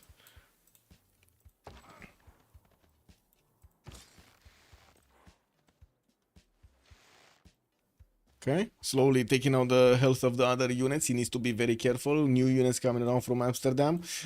This settler in Utrecht is gonna take another 2 turns, and I do see Persia did move back one of his scouts there, leaving Mongolia to sit on the banana. That I do have to say that is 4 tiles away from Utrecht, and even if the settler would have had actually the visibility over those forests when he popped out of the city center, he doesn't have it. It's too far away. The banana too far away for him to actually smell it out. Click, click. Okay. So many cities coming around also from Malco with 28 science and only 41 culture. I do have to say he did jump up to 8 cities right now with probably another settler, right? He was going 9. Wasn't he going 9? Where is his... Oh, yeah, it's coming out from Sheffield next turn. He did actually switch his production at some point, and I do see he did place down one of his +4 campuses, making this also a +3. Soon to... yeah, it is just +3, actually. He needs to get another district to make it +4. Has some more chops from those deer tiles, and I do see, of course, he's gonna get some forest over there. My God, man. My mom gave me one of those smelly candles today. It's in the room over here. It's smelling very good, but it's triggering my senses a little bit. Okay, let's see. Maastricht. Oh, did take out the Immortal on the front line over there. It's a bit, actually, it's a bit weird that the Purge is using his Immortal, as in expanding the movement points of the Immortals to get... Oh my God, man, they actually took out... He lost the unit in front of Maastricht. He lost the unit health inside of the city of Maastricht because that city got flooded. Oh, that is unfortunate. That is quite unfortunate. And I'm actually, you know what, I'm surprised Apology is not taking out these archers. Like, I'm super surprised we don't have him taking out these archers with the range shots of the Immortals. I guess he does, of course, see the horses as a bigger threat, and he was trying to actually get to Maastricht as the walls were not up. It will take him quite a bit of time to actually go through the wall defense. I do see also Netherlands as a Mongolian army on the battlefield. He doesn't have units in the choke point, and this one horse might not survive the entire army of Mongolia with already 4 horses, a heavy chariot, and that cat scout, which is directing everything over there from the tower. I'm going to need to see how things are going to evolve. Oh, give me a second. Let me actually get my pings in order. There we go.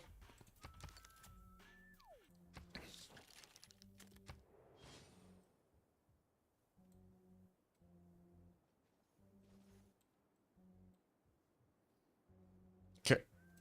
Persia. We got Cyrus here getting his boats out in the south and in the north. He did manage to recruit Zenki. And I do see on the other side we got now with Hanno and Gaius Duilius. Netherlands did send a few of his galleys to see what's going on over here. Of course, he did try to actually see what's on the coast and also get the feel of the land. Yeah, won't actually get anywhere, right? I'm pretty sure with Nawik being over there, it should be a very big issue. In the tech side, R1 is 2 turns out from cartography. He already has 2, 4, 6, 7 boats with another 3 coming around, and not to mention another 5 that are going towards the city of Tokyo so they can take on the Persian military in the home base. Okay. This Immortal got moved out. We do have another one taking up its place, and finally he's actually prioritizing getting those archers down. We do need to see him also picking up more promotions. The fact that he's moving the military engineer and creating the pathway in this rainforest is allowing him to move and shoot, which is incredibly important in this matchup. He definitely wants to stay out of this floodplains. You've seen what happens. Floodplains goes through, boom, you just lose so much health immediately. Okay, settler popped out from Utrecht. Another one is moving there north, and we do need to see this one probably moving onto the banana tile. None of these boats are actually seeing what's going on here. He does not see what's going on here. You see that scout? There's no visibility there. And it looks like he doesn't have visibility here either. So that's perfect. Oh, the city is not on a hill. It's actually on a flat tile. Okay, got it.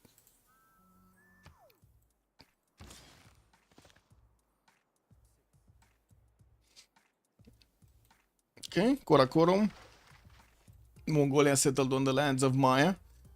no problems for him to go and settle on another territory. We do have nanoplanes going for his Colosseum, finishes Hanging Gardens, getting Pingala in the city of Koba, and 7 turns out from getting Colosseum in El Mirador. He does have, from what I do see, a few more jobs available in the south and in the north, some of them rainforest, some of them forest. Also finishing new observatories to get that extra science. He's on 47 right now with also 47 culture. 74 points of production puts him the highest production in the, how to say, in his team, but the second one in the game. Now we actually has 75, just 1 point over. We do have libraries also coming around from the cities of England. We're going to need to see him actually improving most of his territory here. He did use a lot of chops, and from what I do notice, didn't actually build that big of a fleet. He mostly got the free boats coming out from his Royal Navy dockyards without that many extras. We do also have him with an insane amount of gold right now, 170 points of gold on Nawick. And since we're gonna have cartography coming out this turn, Japan is gonna get to upgrade before Cyrus even clicks on his cartography. That is an issue. What he's not gonna have is actually his there we go, his hard upgrading. He's hard upgrading right now. 600 more gold on 1 week. We got Floppy also with 500 more gold. Okay, Persia is getting through, got onto the government plaza over there. There is a Netherlands Maritimes into the city, in the city center, and we do have apologies. Immortals slowly taking those down. He did manage to take out one of the archers and just lost one of his immortals, which is a bit of an issue. But anyway, that was not in the general vicinity, unfortunately. Okay, so it looks like Netherlands is actually going to escort his settler towards the northeast. He remembered. Very nice. We do have also 7 more turns to go, so there is quite a bit of time until the next era, and we're going to need to see 2, 4, 5 boats already upgraded here in Fukuoka, with another 3 in Tokyo. He just needs a few turns to get to Persia, while Persia is 4 turns out from cartography and getting his feudalism out soon. These Japanese boats are gonna start one-shotting the galleys, and I'm pretty sure he did manage to recruit one of his admirals. That was Himerios. He did make the project area for it. While on the side of Persia, we did have, or I should say Cyrus, we did have Zheng He. I do also see Ferdinand Magellan is gonna be one of the next ones. Let's see who did pick it up. Who picked up? So Hypatia got picked up by Maya. Maya also did manage to get the first extra trade route capacity merchant with Infant Land recruited. Persia, Nader Shah got Shun Sansu. Okay. Lee Ferrickson on the side of Victoria Malco. That's Age of Steam, and that's kind of it, right? We got Japan on one, Persia, Cyrus on another one, and Age of Steam on a third one. Age of Steam over here did recruit it, but it's not like he's actually going to be in any kind of warfare at the beginning. He does have some cities on the western coast, and of course he's going to have the ability to at some point go against the Hojo, but at the moment he's not getting that. He made the connection city. The city of Hull is going to allow him to move boats from the left to the right, and I do want to take a look what's going on here, because it seems like the openers are actually quite important. So these immortals are just gonna keep on shooting, right? That's their job right now. And there is a crossbow. That crossbow sounds dangerous. That crossbow sounds really dangerous. Okay, more immortals. This one actually needs to get north to start attacking into the crossbow. More of them coming in. I do see also horses. And in the tech side, Apology is going to get his stirrups in 9 turns. That's a long time. Civil Service just came out, so he's going to get the extra +5. We do need to see if also Fluck did manage to get it on his side. Swordsman, let's see. Yeah, he does have the mid. So both of them do have the extra +5. Oh man, that crossbow kind of needs to die, no? Okay, walls going very low over here with 55 strength because of the men at arms. The city is 55 defense, right? Yeah, but the walls are down to maybe 25% HP.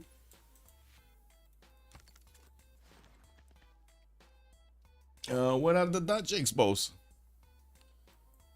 The Dutch, 1 expo. He has 1 expo, but he's gonna get another one. And I do see on the western side, Mongolia, since he did kind of see he doesn't have anybody to go against with boats, and there weren't that many boats coming out from Malco to actually come against him, he might try to get some units from the west into the Netherlands territory to push him a little bit over there, force him to defend and get another one of his borders. Well, I guess put units on another one of his borders so he breaks up that tempo.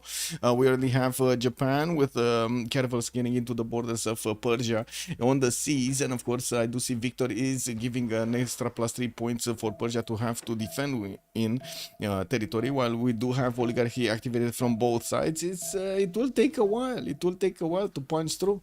These ones are gonna have a much faster time, right? These 3 caravels. Why is he not coupling them together? Uh-oh. Hush will get cartography in 3 turns. He needs to keep this in check, but I do have to point out he's gonna have some really weak galleys, because he's gonna keep on switching these up. As they're getting damaged, they're gonna get switched up also. Might as well let them heal, right? Because it doesn't seem like Persia is actually gonna get to lose a unit here, and he might keep it there, let it heal for a turn, and then switch it at the beginning of the turn with a full strength one. Ooh. Okay. It's getting more builders out. We do have now we can actually going for construction and getting his divine right. Malco engineering and divine right. And yeah, there we go. He did put the galley, but again, low HP galley. Low HP galley. There was no danger of that galley actually dying before next turn, because there's no second unit that could attack into it. We do have Japan starting to get some caravels with the extra emblem promotion. The extra +5 is going to be super strong here as a difference between the 2 units. And here, just one more turn for Japan's galleys to get next to the Persian galleys. There is a possibility for him to attack with 2 boats, but unfortunately I don't think he has movement for both of them to actually attack next turn. He's gonna need to wait at least another turn to get that attack going. Might want to go towards Susa. I don't know if he's gonna go Passagarde or Susa at the moment. Didn't upgrade his other galleys, and he's still very far away from getting mercenaries here. He's barely 3 turns away from getting feudalism. In the era score screen, we do have Nano Blaze just 1 point away from getting his golden age. He's gonna finish Colosseum and definitely gonna get the era score points. Started to place down his aqueducts so he can get those industrial zones down. And I do see Persia on the other side is going Dark Age. Looks like Hash is 44 out of 48. Even if he gets cartography over there for an extra point of era score, he's still not going to get the normal age. And I think he wants this. He wants the extra +5. I think he wants the extra +5. Same can be said about Erwan. He's going dark by the looks of it. 41 out of 49. We got Flak, 45-51. And Flak is actually still fighting off as hard as he can Persia from, well, doing too much damage to his units here. To his city of Maastricht. Well, that's a dead man at arms. Are those 2 dead men at arms or just 1? That is the question. More immortals coming through. Some horses are gonna want to go directly towards Utrecht, since that city at the moment doesn't have that much strength. Do have a bit of a shuffling. Another immortal. Oh, wait a second. That was a warrior that went down to the west of Maastricht. And yeah, there we go. That's the men-at-arms being traded with an immortal, still doing the damage against Maastricht, the main city.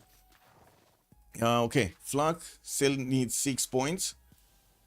We got Malco needing 10 points on Age of Steam here, getting a wave of builders. Tech side, already discovered Monarchy, so he doesn't have the points from that. Oh, 8 points to go. There are quite a few points to go. Industrial zones coming up from Bradford. Also multiple builders. Okay.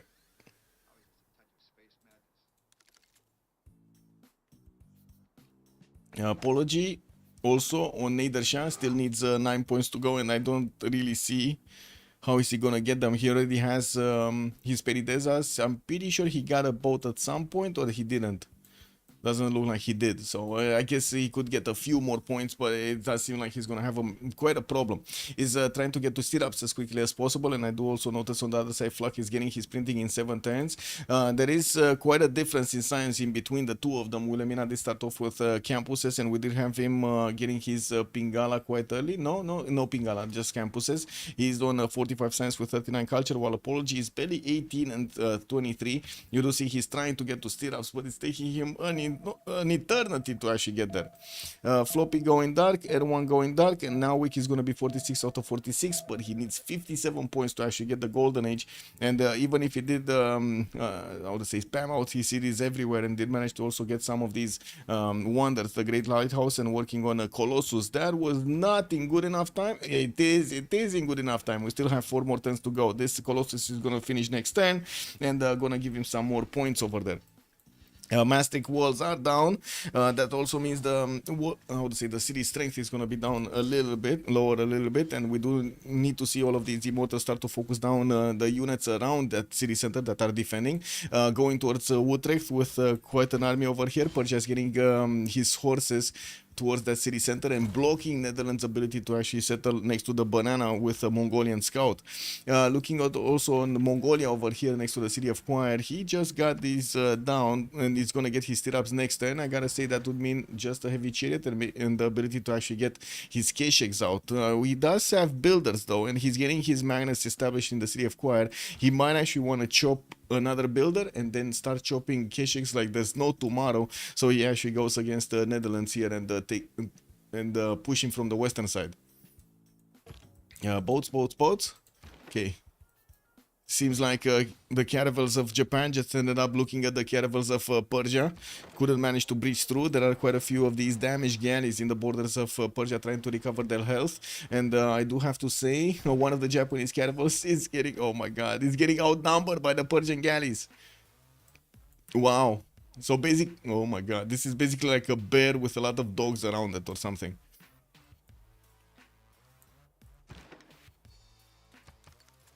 Does the Shark have Niter already? 5 turns until frigates for Japan. Let's see. No, nobody has Niter. This is quite a major problem, right? Nobody has Niter. And I do see now Wick is going for his military engineering. He's going to get it in 3 turns. 3 turns. That's just 1 turn before Hojo Tokimin is going to have it. Wait, didn't he settle on a Niter tile? Okay, getting a religion from Hong Kong, got Stonehenge over there. So he's definitely, I'm pretty sure he's gonna get the golden age. If he's 56 out of 57, gonna get that golden. Floppy. He's probably gonna want to get 1 Keshek out for the extra +4 points. He just needs 7 in total if he actually wants to get the golden. Man, another one of these immortals got taken out. Yeah. Yeah.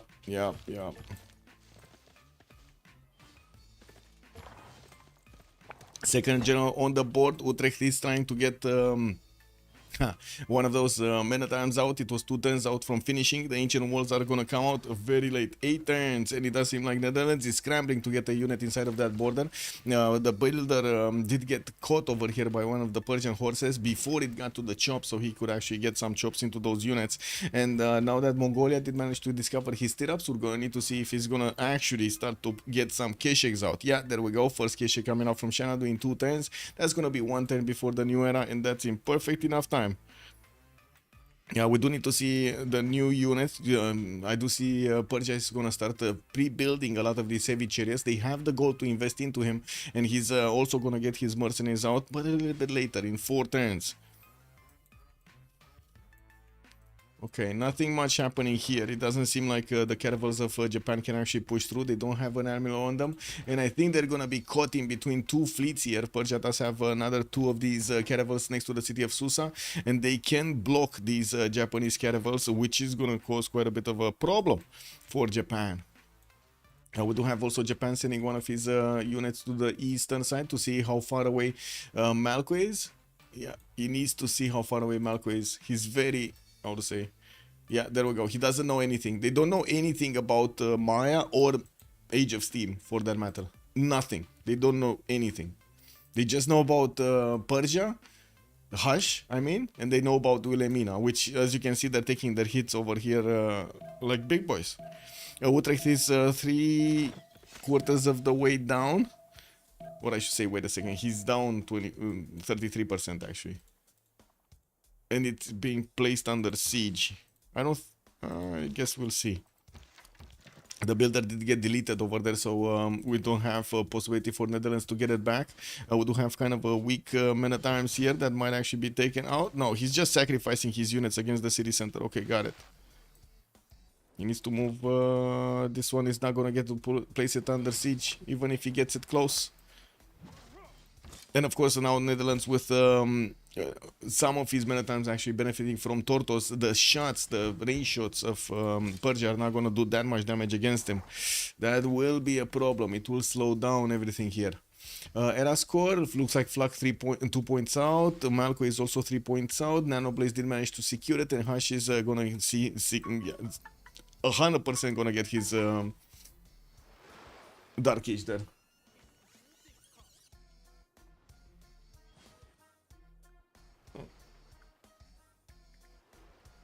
Sorry. Well, Japan looks like he did invest into getting this early attack against Sash. Could not manage to punch through. We don't have yet some English Sea Dogs coming in to help him, and we're going to need to see when he's going to get there. Did we jump into the new era? No, we do have one more turn. Apology is gonna secure his golden age. Floppy Flom G securing his golden age. Erwan going dark age. Nowik is securing his golden age. 66 out of 57. We also have Persia hard upgrading his knights here towards the north of Sparta. Looks like he's still 3 turns out from mercenaries, but he wanted to get these units out as quickly as possible because they are a way in to push through the men at arms defense. Utrecht is gonna get another one of these men at arms next turn, and that probably will mean it will actually get to secure the borders there. And Persia, I think he just sacrificed another one of his immortals. Did he manage to take that weak immortal down? I don't think so, right?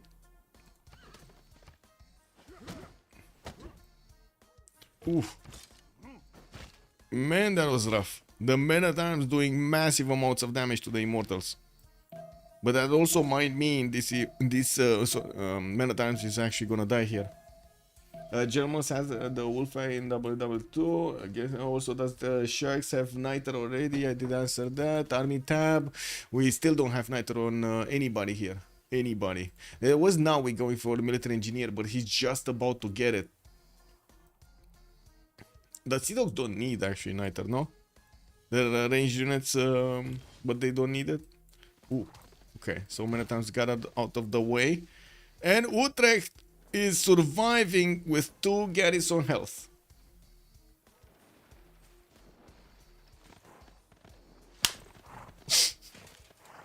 No.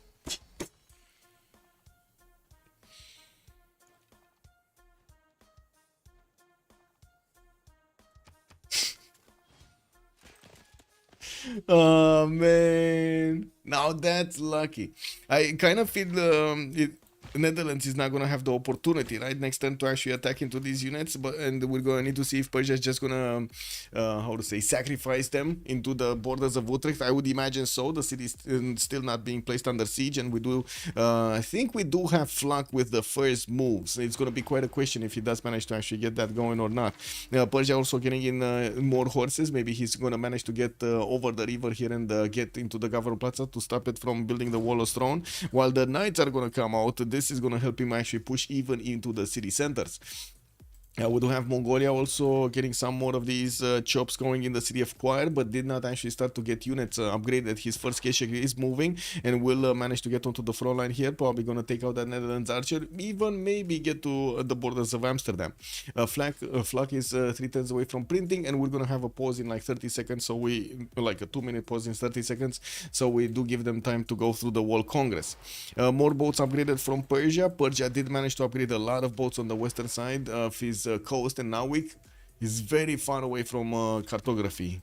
There are a few Japanese caravels here, but they are not enough to actually withstand the damage of the Persian caravels, especially since he does have an admiral with them. The moment the admiral is not actually giving the bonus points to all of the boats, but as you can see, he does have 72 against the caravel of Japan, of only 68 if he does have the admiral in its reach. We do have Nowik that needs to get buttress and also cartography, so that's going to be quite some time for him to actually get this going. He's going to get protected by R1, which is coming in with a few more of these caravels through the one Dalchokes of Cliffs of Dover. Okay, let's get this out. What is it? Let's go tobacco. I didn't see that much tobacco, so I'm going tobacco.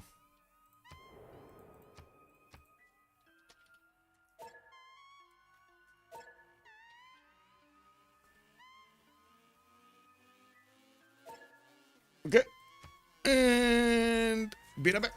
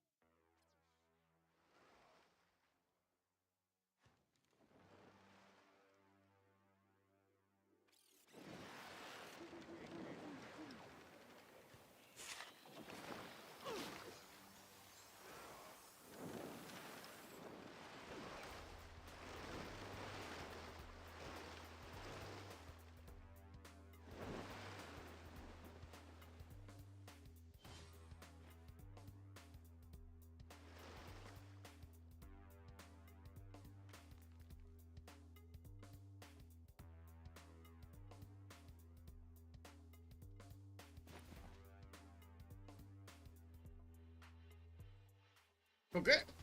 What do we have? What do we have?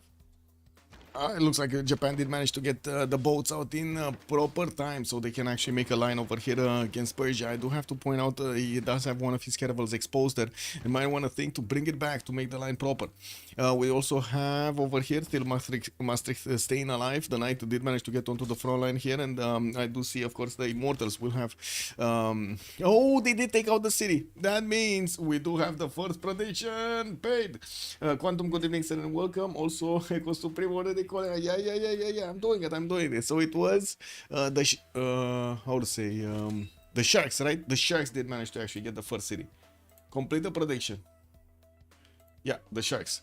I also see military engineering starting to come out from Floppy. Now he's trying to get desperately quickly to Buttress. He did switch and jumped up to 171 science and 82 culture, switching to his free inquiry golden age. The biggest jump ever right now. Even bigger than Maya.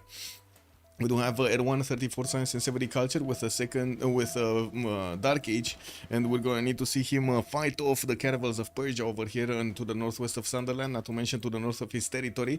And these boats managed to get out. I cannot believe he actually managed to get out that fleet from Persia's grasp. We also see Floppy, 112 science with 60 culture, switch to a free inquiry golden age this time around and getting some more commercials for the extra gold, putting in the biggest gold city in the city of Hami and getting his Keshex to work on his opponent. Now that Persia did manage to take Utrecht down, it seems like he's working on Maastricht. He did manage to pillage the Government Plaza and stop the build of how do you call it? Wolostron. We still have some shots from the Immortals to take out Netherlands defense. Yeah, he does have men at arms, and we do see that Persia is bringing in his own knights to try, basically kind of the same technology level. One, of course, being melee and the other one being heavy calves. But kind of, the same era. We do have Apology here with 19 science, 29 culture. He just keeps on getting units out, and it looks like he's rallying himself into flak as hard as he can. We also see on the other side Malco, 92 science and 69 culture with a pen brush and voice golden age, and I do see him on 133 points of production. This is just the beginning, because I'm pretty sure Malco is with his city count over here is gonna get quite big. I say that, and then I see him, he just lost a city. A random city on the western side just lost a city. Couldn't actually get to cartography in time to boost that city's defense. Japan, a single caravel walked in, took out the city center. Easy peasy. Abu is also available for him in Portsmouth, and I gotta say, he doesn't really have that many boats, even if he does want to upgrade. Did manage to recruit Isodor of Miletus as a great engineer for a wonder, and the moment I don't see him actually building any wonder. Got quite a few farms, so he grows his cities, and it looks like we're gonna have a pause mid-turn. So yeah, I don't know what happened in the Congress. We're gonna talk about in the next, and we're gonna also need to talk about Cyrus and of course Lady Six guy over here in the next. After the pause. Be right back.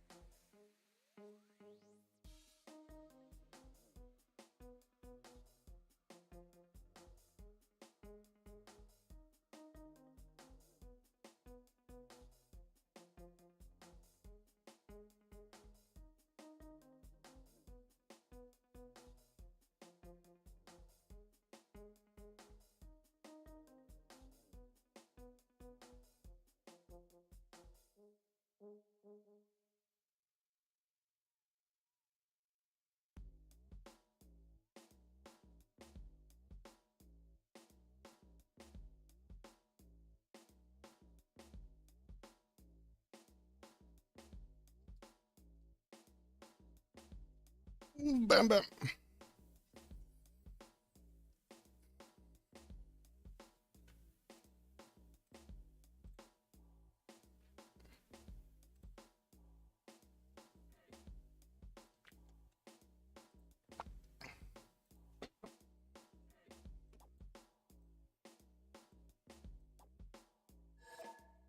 Okay, we got one team plus. One team is ready. We just need to wait for the grey cheese. The grey cheese wall. This is a hard one actually. Doesn't look like Maya is actually gonna get into the water anytime soon. He doesn't have harbors out and only has a single city on the coast that could actually pump out boats. He has England to the north, Age of Steam, that will need to actually hard build probably his caravels because Malco does have cartography, but at least he's gonna have exploration for the half coast caravels, which is gonna be nice. Getting his production capabilities a little bit higher, of course, start putting down his industrial zones here.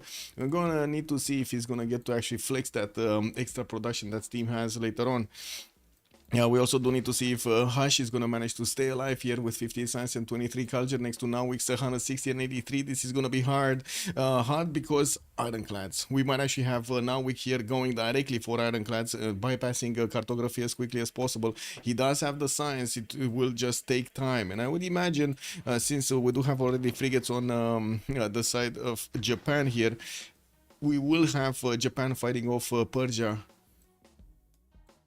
for the in the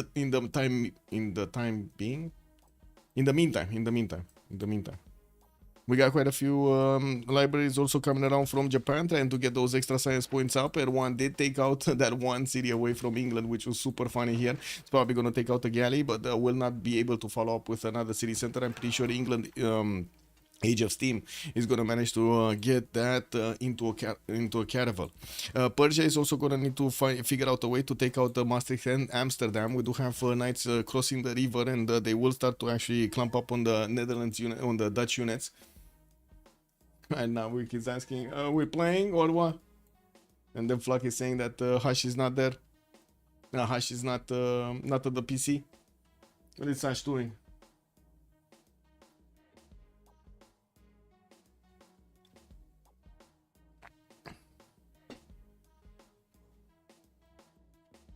Where is Hush?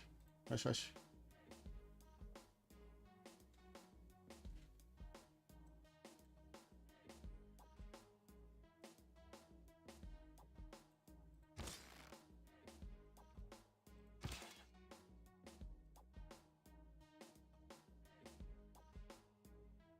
Yeah. Dutch is in major problems. Major trouble here. Major trouble. Looks like Mongolia was forced to actually move the scout out or something. I don't know why he actually moved it from the banana, but he did. And Netherlands is going to get the city to place there. Not that it's going to help him. It's not on the coast. He's definitely going to want to... He's going to want to get that city out somewhere. The problem is, where? Where can he actually get the city safely so he can stay alive in the game? And there we go. We got the unpause. So, Flock here, Drums of War this time around. He's on 34 science, 29 culture. Still has 38 production to go. And 3 cities strong right now with a 4th city out. He lost one, Utrecht, and that was quite a deadly. That was his 3rd city, I believe. Lost also his Gavaron Plaza, never actually managed to build his wall of throne, while we got a major Persian army coming through. I do see, of course, Persia is building up these units very, very quickly. Did manage to actually get a lot of heavy chariots and upgraded them into knights. Well, he did get the road with a military engineer. Does he not have the military engineer anymore? He lost the military engineer. There's no more military engineer. Oh, that's kind of bad. That is kind of bad. Oh, well. Okay, that's another one of the men-at-arms down. A new one popped out from Amsterdam. And we do have the Persian Knight in danger over here. He could actually be taken out by the 2 attack by these many times, and I don't think there will be a strong enough counter attack for that to be punished, for that move to be punished. We do have Ice also, 58 science with 23 culture, went Dark Age, and does have an extra +5 against his opponent. Japan does not have a admiral in the choke point towards the northwest of Fukuoka, and will need quite a few more boats, more galleys coming out, and more of these squadrons, or I should say more caravels and more quadrims, so he can actually do some damage and counter-attack any kind of Persian push. He does have caravels already watching what Persia is doing to him here, and I do see he did expose one of his caravels, but at least it is on a reef tile. And if his frigates are starting to actually get some health out here, some damage out here. But it's only one frigate. It's only one, and I don't see new quadrims coming in. Oh well. Looks like also Hush didn't manage to get his 5th city out. He has only 4, and by the looks of it has boats in the north as well as in the south. Doing quite well to actually keep both of these enemies in check here. Okay, Nano Blaze, 120 science, 93 culture. We do have him on 2, 4, 6 cities at the moment. I was thinking he's actually going to play 7, but it looks like he didn't. He didn't go for this. So I was thinking he's going to place a city here and then place a city here and then another one here. He chose to only have one single coastal, and that's the Reina city that he's using to couple together his economy with Malco and managing to get the gold pattern. He's on 139 at the moment. With that Pembrush and Voice, he's getting the culture, with of course Colosseum getting more culture and more amenities. Right now he's on +6 in at least 4 cities, I believe. Koba, yeah, Koba did also get Temple of Artemis, so that's a little bit higher. With 1, 2, 1, yeah, not that many bonuses to be honest. That's unfortunate. It is what it is. Actually, wait a second. It's camps and pastures, right? Camps, pastures, and plantations. Wait a second. Hello, Artemis. Man. Kick. Hard to write with a single hand. Yeah, and plantations. There we go. Tutan's campus research projects. Looks like they might be fighting to get the new ones, especially Newton is going to be extremely valuable. Did we have any move? No. There is a possibility for Hush to actually take out 2-shot the Japanese cannibals. This is deadly. This is a problem for Japan. Major problem for Japan. This is where Nawik actually needs to come in. And yeah, there we go. Nawik upgrading his own cannibals here. Doesn't have that much strength to go against Persia, and as you can see, he's blocking out the tiles, so he doesn't let that many boats attack into him. We do have him managing to get most of his boats upgraded with the gold pattern he has, and we will need to see when he's gonna start getting some sea dogs out. He really needs something to shoot from afar. Machinery exploration coming up in 2 turns here for Nawik, so he can get his press gangs going. Okay, looks like Persia caught one of the many times out of position here. Lost one of his immortals for it, but I think he's gonna trade it out. We do have more immortals with shots available, and I do see this knight already shot. That's not happening. Maastricht is getting attacked by the immortals, and we don't have a unit to put it under siege yet, but there is an immortal that could actually, you know, keep on moving, and it looks like that's exactly what he's doing. This immortal does have a promotion, and unless the many times actually hits him 3 times, or at least 2 times, he's not gonna die. Nano Blaze here also getting castles. He does have one of his opponent's cities that's going to be Floppy City in Karakorum, past the 1 tile choke next to a volcano that he's going to need to take care of later on. While we're going to need to see who's going to manage to get these great scientists. Newton, and of course Ibn Khaldun is going to be available here for them in the merchant screen. I do see Rajat Darmal is the next one. Isodor did get picked up, but I don't think Zankian did get picked up, or Ibn Fadlan. No, sorry, Ibn Fadlan did get picked up. The other one, Zankian, and what's the next one? Marco Polo. Yeah, those ones didn't appear. Vicky wins. Crown secures. Tea still hot. Yeah. Quick win. Oh, looks like Apology is gonna start going directly against Maastricht here. He does have 2 knights that could attack into the city center and take it over, with another maritime popping out next turn. There is no encampment there. He's gonna just pop out in the main city here of Maastricht. With some units also pushing from the west. Mongolia is trying to get his Keshik around that lake, and I do see he's just gonna meet some of these Netherlands horses on the western flank. Just one, actually. Okay, boats out. Hush is lashing out, doing as much damage as possible. Looks like the Japanese wall of caravels did die. And now we do have England that needs to actually pick up this defense with much lower strength units.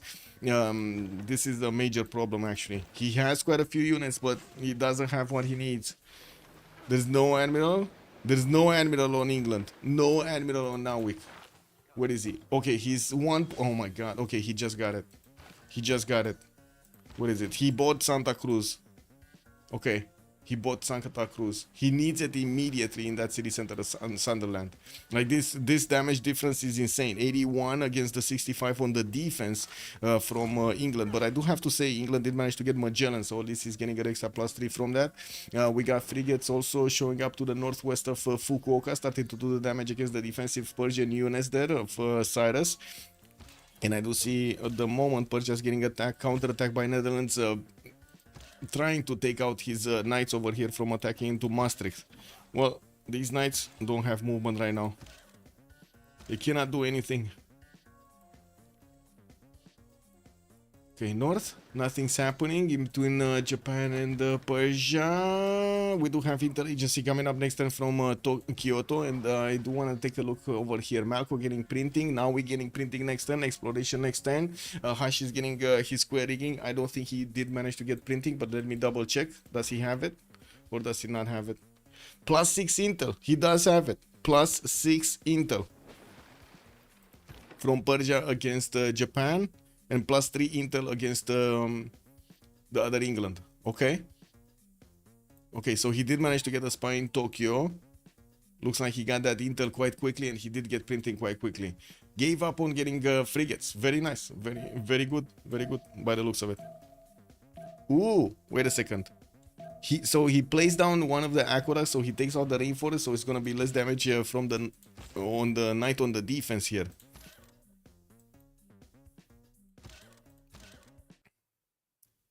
Are these units just gonna smash into Maastricht here? As you've seen, Apology with Flak are fighting with the first moves very quickly, and it looks like Flak does have the first moves against his opponent here.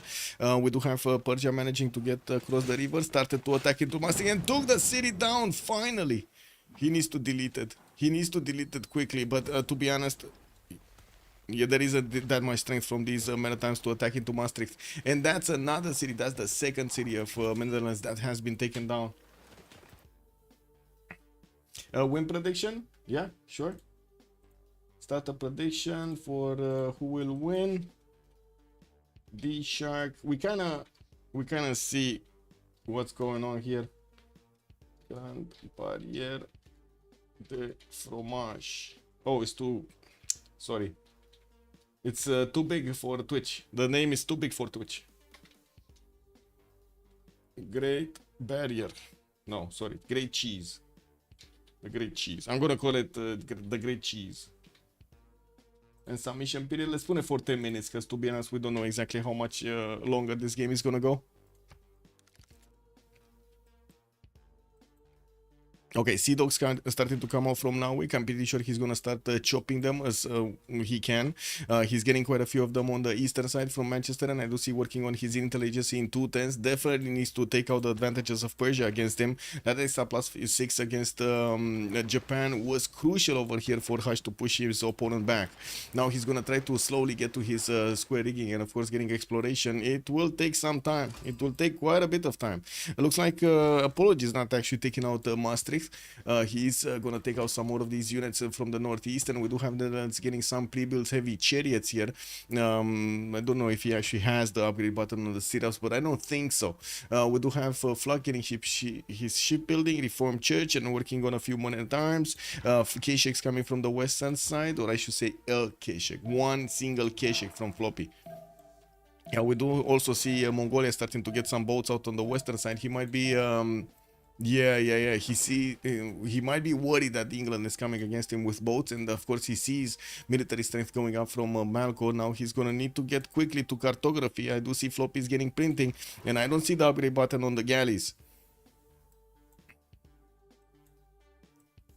Okay, still one frigate here. 6 tens for Terracotta Army. I'm super surprised that we don't see him actually getting quite a few more frigates, because this is kind of an all-in. He's now, how to say, Erwan is actually giving up the responsibility to Nawik, so he can actually defend Persia and maybe even try to push into Persia, like push Persia back. Okay, we got a Sea Dog coming out. This one is to switch.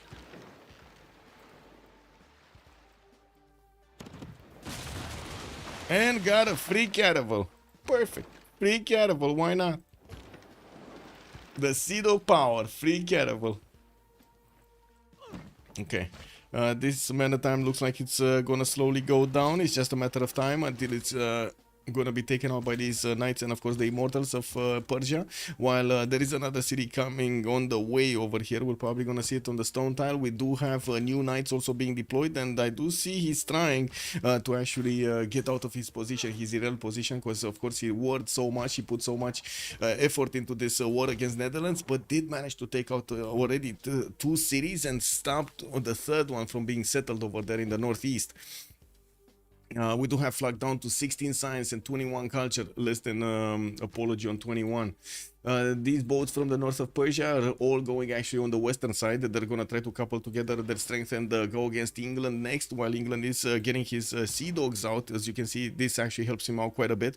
He does have the +3 from Magellan. He did take out that extra intel from his opponent, got his printing out, and that means he's actually gonna be competitive right now to actually attack into these units of his opponent, of Persia. Okay, getting to promote and of course heal. This, where is this going? I'm actually curious, is he gonna settle non-fresh there? I mean, could, don't get me wrong, could settle off the coast, I mean. Probably.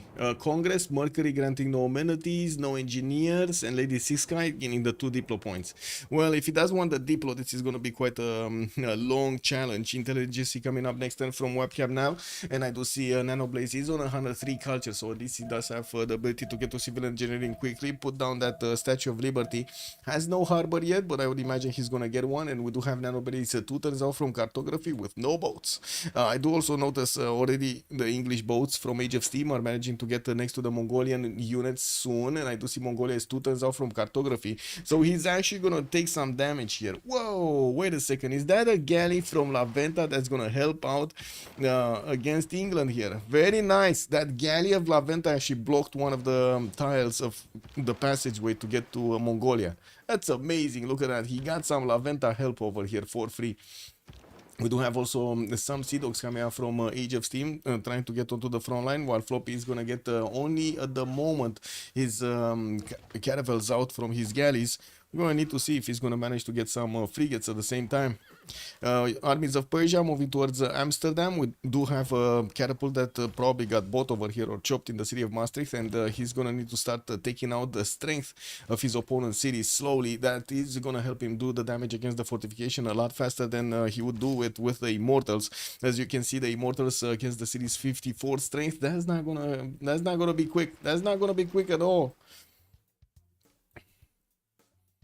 Quite a smashing of boats here happening between Nawik and Persia. He did manage to get Gaius Dulius activated on one of his Sea Dogs and packing a bigger punch with 76 strength against his opponent's caravel.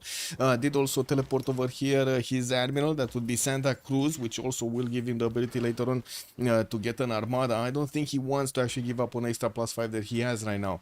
We also see Japan managing to get Isun Sin and got into the borders of Persia and into the tech side of Nawik. He's getting his mass production going top 3 towards those ironclads. This is the extra science that he has right now over his opponent here is gonna help him get to a much stronger unit in a much faster time than Persia. 223 science, 110 culture here from Nawik. Will probably have also the core ability, the fleet ability actually on his boats. He just needs to get enough of them. Quite a few Sea Dogs are in the production queues right now, not enough caravels, and I do have to point out he's running out of caravels extremely quickly here. Only has like 5 of them available, with another galley that could pop out. And his only unit of choice right now is the Sea Dog that's getting built. That is worrisome actually. That is very worrisome.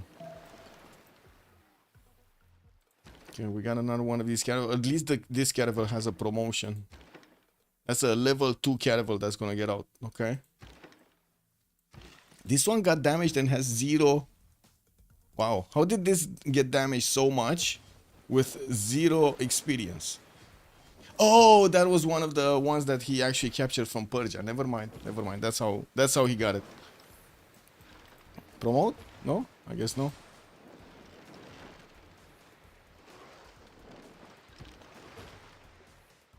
Maybe a buyout tile and upgrade galley? Oh well.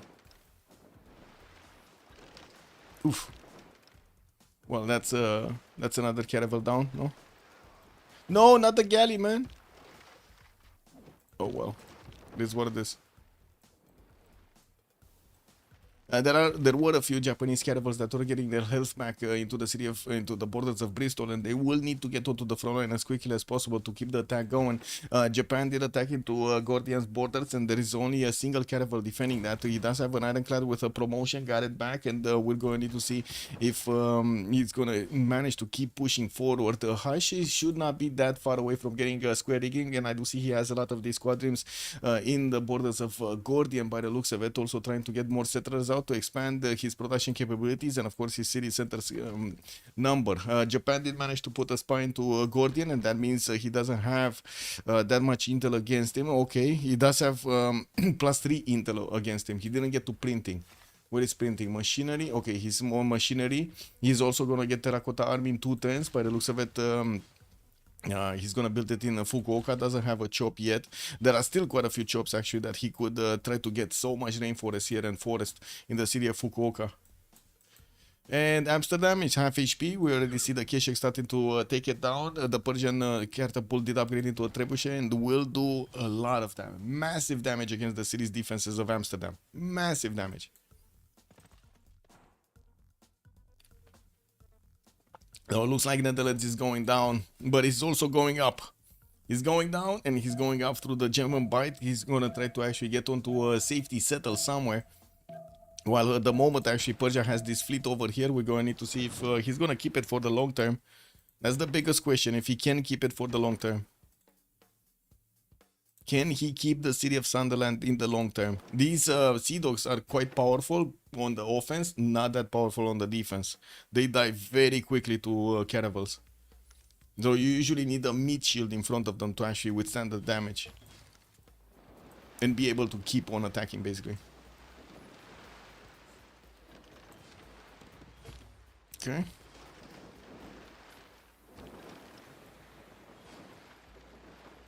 And looks like Persia is gonna, Sunderland is gonna get its walls chops. There is one of these builders over here. There we go. Next turn we're gonna have walls in that city center, blocking the ability of the caravels to do the full damage. They would have taken down that city if he wouldn't have sacrificed the swordsman, the galley, and of course that caravel in the north. And we do have Japan managing to punch through the defenses of the Persian main city of Gordian here, with the engine walls also going up there. And we do have frigates that are gonna have the ability to shoot from afar and take it down without taking damage in return. And the Japanese ironclad is just gonna run wild over here like a wolf in a chicken coop against these squadrons. Very nice. Okay, counter attack. Japan bringing in his bad boys over here from Bristol. New caravels also getting built in the cities finally of England, with a few more of these Sea Dogs also coming from the eastern side. As you see, Japan finally got new boats out, with also England managing to get another 2 cities. Southeast, Stoke-upon-Trent and Preston, on another continent. He's getting his industrialization next turn with 230 points of production already and 244 science. Ooh. Oh, that's very strong. And he's gonna be right on steam power. He just needs industrialization and scientific theory, right? I'm not sure if he actually got scientific theory. He did get mass production, and of course that's one of the prerequisites for industrialization, but I don't know if he got education, astronomy, and scientific theory. Let's see if he got universities. Did he get universities? Yes. So that's one. Okay. So he needs maybe a possible 2. Emily du Châtelet is still one of the scientists. He got passed around by Maya, 234 points out of 124 to recruit. While in the merchant screen, we didn't really have any more movement here. It looks like also England Age of Empire did start to actually get some of those points. Okay. Doesn't seem like Persia is gonna get this city of Sunderland. There are so many sea dogs over here. I'm pretty sure 2 of these caravels are gonna die for the price of maybe 1 sea dog or maybe 2 sea dogs. Let's see. So basically what I'm trying to say, they're trading their units, basically. And Narvik is just getting free caravels. Very nice, very nice. I think he can get another one, no? I think he can get this one also. He has 2 of these sea dogs with available moves. And another one. Very nice. While in the main cities of Persia, we do have Erwan that needs to actually finish the job on those quadrims. Shouldn't have a problem. And there is a caravel here that he should also take care of. This ironclad does have another point of experience to pick on. And I do see some of the tiles over here are going to get to pillage at least 1 resource or 2 resources. I think 1, right? This is a 311, but that looks like a reef. It doesn't look like a fish. Yeah, it's a reef. It's just a simple reef. And there we go, another one of the caravels down. I would imagine also he should actually take out the quadrims with square rigging or hash next turn. And that will, of course, open up the danger of Persia upgrading his quadrims into caravels, into frigates. We do have Persia moving very quickly towards Nijmegen, while I do notice Amsterdam already has been taken out by Mongolia. We don't have yet these trebuchets with the ability to get there quickly. It will take them quite a bit of time to get to that city center. In the meantime, Persia is cleaning up the army around that. Bro, Echo Supreme is saying, bro. Yeah.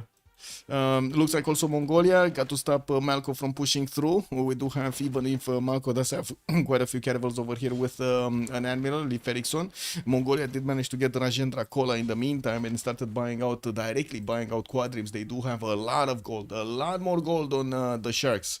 With Floppy on 222, we got Erwan 220, and now we is 471 gold a turn. 471! Oh my god! Basically double the amount of gold his opponents are making.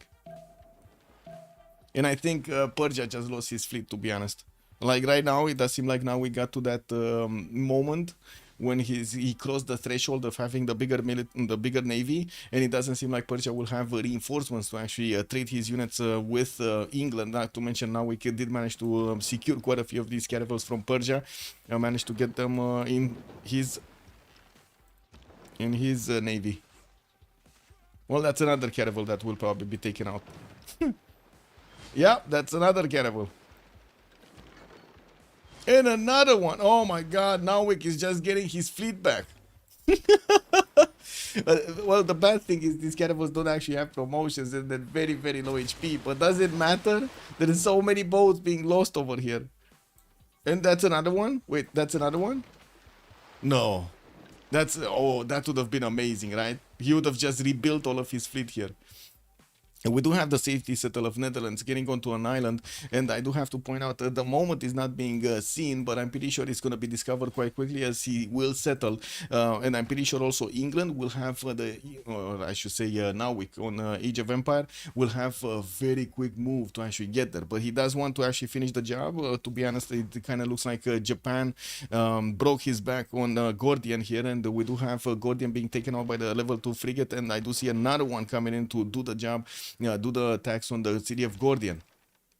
It kind of feels like we're gonna have a CC soon.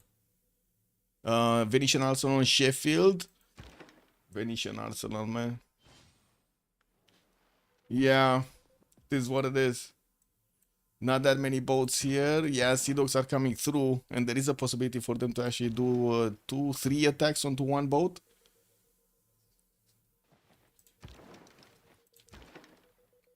Could take out the caravel, I believe. Like at least 1 caravel a ton.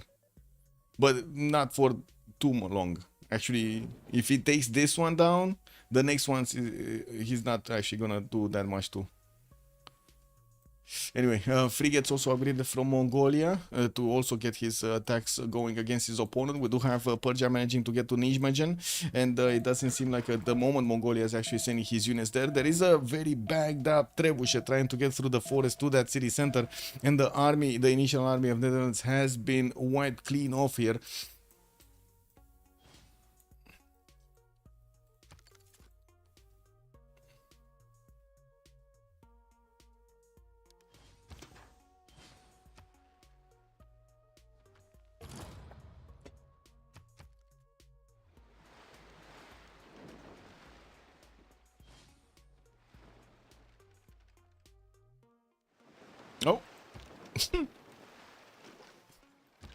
Wow. Okay. Well, that was a fast move in the shadows over here. No, I did see now we tried to click on that tile where the Persian caravel with the settler was, but couldn't actually get it in time, and the caravel moved away as he was moving his sea dog into that tile. Gordon is gonna get attacked over here by the frigates. It looks like walls are gonna be down soon. The Ironclad will have enough strength to also attack into the city center if he wants to. And as you can see, the walls are going down very quickly. There we go. They're down. They are down. Does he have a... Yeah, he does have a caravel to take it. And that's another city taken by Narwick, getting one of those meta times to also take out any defensive unit of Hush here. It looks like Japan is going to have the honor of taking out one of the opponent immortals with a warrior. So basically this is a Spartan and this is the immortal of Persia, right? Whoa. In the hot gates. And they have the pigs on the side of the Spartans. That's what's happening here. That's what gave them the win, man. Yeah, boats are down. Very low production in Susa and Passagarde. His caravels 4 turns out is not going to be enough. Not going to be enough. What do we have? Where was it? Here. Is he pushing through? He tried to push through. And I think he actually did manage to get one of the caravels down. Because it looks like there's no one, there's not a single caravel here damaged. And we do have caravels damaged from Malco. With no frigate actually in range to attack into them. But this one doesn't have any more movement. Oh, I don't know. He probably moved it out from somewhere. And there are quite a few boats coming out from Malco. And he might actually try to actually get this back. We do have sea dogs coming out from him. Malco is getting his industrialization in 5 turns. I would find it quite unlikely that he's going to manage to get to some marines anytime soon. And I do see Mongolia is getting damaged quite a bit here. He couldn't get his spies proper on England. I don't think he actually sees the cities of England to send spies, no? Oh, he sees Coventry. Okay, he has a spy there, listening post. Okay. You couldn't get the double, that's what I mean. Okay. Frigates coming out. One of the caravels of England going down. Well, I'm pretty sure we're going to have the Sea Dogs counter-attacking here. We're going to need to see a lot more caravels coming in to be in front of them. With Nijmegen also getting attacked by the Immortals, the walls are slowly going down, but we do need the Trebuchet to actually get into the borders over there to start shooting. And unfortunately, he only has heals over here. First of all, yeah, he can move them there. And it looks like Nijmegen did expend his wall shot onto the Immortal instead of actually waiting to take out that Trebuchet. Trebuchet core is also on the way. This is going to two-shot the walls quite easily. As you can see, it takes out 80% of the walls very, very quickly.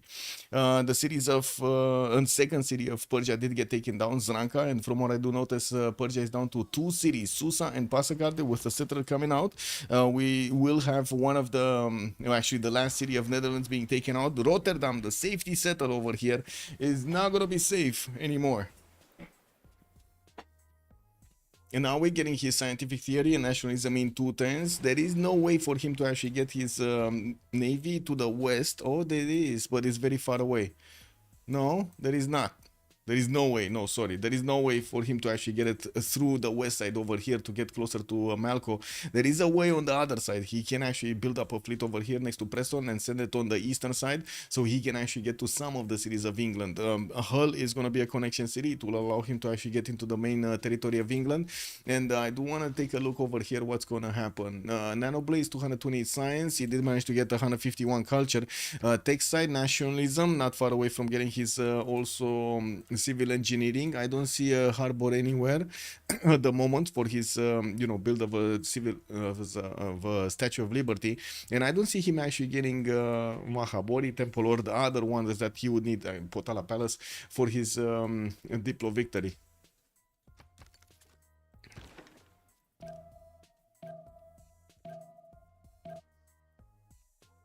Sheitatin, good evening, sir. Ataraxian, good evening, sir. Escape made it to make a settle, but he didn't make it to actually keep the settle.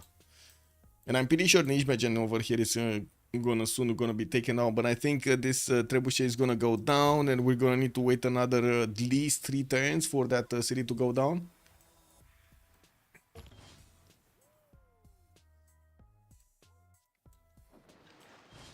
Rotterdam got taken out. We got some men at arms. Whoa, Trebuchet is actually still alive. I cannot believe Flock did not manage to shoot it with the walls. Wow. And we do have now weak Sea Dog actually repositioning to also attack into that city center. It seems like it's going to be faster than I thought. Yeah, it's going to be faster than I thought for them to take out Netherlands. You know, one of them is going to lose a military alliance, and I'm not sure if... I don't think actually Persia will lose the military alliance. Does it matter anymore actually if he loses the military alliance? I don't know. Because to be honest, it seems like Nowik is just going crazy here. Steam power, 311 science, 132 culture. We do have Floppy also fighting off Malko's major navy here. I gotta say he does need a lot more boats if he actually wants to take on all of them. And I do see he's bringing a few more caravels that were trying to take out Muscat as the city center. Fez has been sourced by Floppy from the beginning of the game. That's one of the science city states. Ayutthaya is on the side of Maya and grabbing a lot of culture from that. Venice now weak, one of the reasons he has so much gold. We do have also Flak on Muscat, and I do see Hash on Cahokia, while Eron is going to have Hansa. So they have two cities on each side of the gold kind. Preslav none, Granada is being kept by Apology, Cinguetti none, and I do see Nalventa none. Okay. English Maritimes that did pop out from Zanka and Gordian when he took out that city center are going towards Pasa Garden. I would imagine they're gonna start pillaging these tiles as quickly as possible. Does House win when no bets other side? I guess you get your points back basically.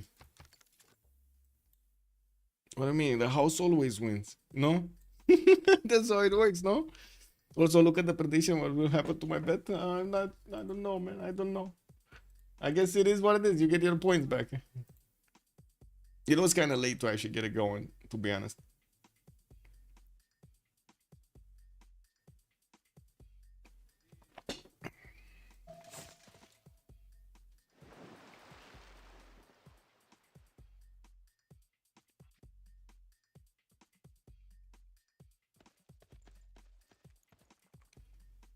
Okay, so first player is going to be taken out next turn. Pluck. Is going to be the one that's going to fall over here, taking us into a 4 versus 3 situation. I would imagine Hush is going to be the next one that's going to follow over there. And yeah, there we go. Actually, England now we picks up that city center, and Wilhelmina is taken down. Fought valiantly against Nader Shah, but Nader Shah came out on top, especially when he got a little bit of support help here from Nowik and a lot of gold from his teammates. Ironclads starting to pop out from Nowik. We do have Persia defending himself with caravels, but as you can see, the Ironclads can two-shot them quite quickly. And we already see some Sea Dogs starting to get the shots over there on those opposing units, and we do have them fleeting up on the front line. It doesn't seem like Hush is going to have the bows necessary to actually defend himself here. Let's see if he still has a military. Yes, he still has a military alliance. That means somebody else lost a military. And that's a GG right there. GG right there. The Sharks, another one on the board. History is written from the hand. Easy peasy. Amazing moves over there from Nader Shah. He did sacrifice all of his sim and went against his opponent with all of those units. The immortals from the beginning did manage to do so much damage from the beginning. It took quite a bit of time to actually get through the Dutch cities, but he did it in the long term. Japan also did manage to withstand the initial attacks of Persia, giving enough time to Age of Empire to get his boats out and lash out against his opponent with so many Sea Dogs, he couldn't handle them. He was basically making himself another fleet there. Even if Maya did try to get us my science and culture, it looks like he didn't have the opportunity to actually affect the game in the Navy side, and I think that actually cost them quite a bit. Let's see a bit of post-game chat here. Let's hear a bit of post-game chat. On prend sur la mauvaise décision et moi j'essaie vraiment de rien up sur mon front et je pense que tour 40 quand j'ai rebat je dois en up un ou deux pour... Bah on fait plus de gold que vous, ouais, donc c'est même si ça coûte cher. Bah ouais, on garde tous les golds pour Caravelle et je me dis... Bah c'est quelque chose qu'on en faisait et qu'on n'a pas utilisé au final. Rien, et ouais, c'était plutôt ça le problème. Même pour les murs... Ça c'est compliqué. GG, well played. Et Maya sur Prima, vous êtes convaincu? Non. Bah on la pique, en fait on la pique pour le rush salpêtre. En fait on s'est dit avec un... Wilhelmine, s'il y a un fight match sur Wilhelmine, avoir 0-6 qui peuvent partir salpêtre c'est compliqué. On a pique Maya un peu en mode bon, c'est le moins pire qui reste. Moi j'aime pas mais... Je pense que là t'as vraiment pas la game que tu voulais. Jamais avoir d'impact. C'est dur, hein, Oui. parce que Primo, t'es obligé de te mettre sur la mer au bout d'un moment. Bah, c'est le truc, hein, c'est qu'on était en mode. Si Malcolm libère l'espace, à un moment, je peux. On dégage le goal, il y a un moment, je peux sortir moi et si j'ai les gros stats, ça va passer. Le problème, c'est que les 5 villes, quoi. Il faut y aller en B4, B5, quoi, mais faudra le Ouais, moi j'ai Bah, Beckett est naval, hein, mais. Mais le problème, c'est que bon, il a les mongols à gauche, donc il m'empêche de sortir. Enfin. C'est pas comme si je faisais ce que je voulais, quoi. Puis j'ai un land qui est à chier, donc bon, c'est pas comme si j'avais beaucoup de stats rapidement. Ouais, ça c'était le problème qu'on avait, c'est que les landes chez nous étaient compliqués à Ah, jouer. moi j'avais un. Mais bon, il y a sur Primo, enfin. Le gamble. T'as pas. Oh, il est bien, Franchement, ton land est pas si horrible que ça, je trouve. Hello guys. GG. Hello. Salut. Ah, j'ai pas eu le temps de te rejoindre, Rancy. Hein. Mais non. J'y ai presque cru. Ils Non, mais attendaient c'était cool juste l'instant que je meure j'ai. pour cesser.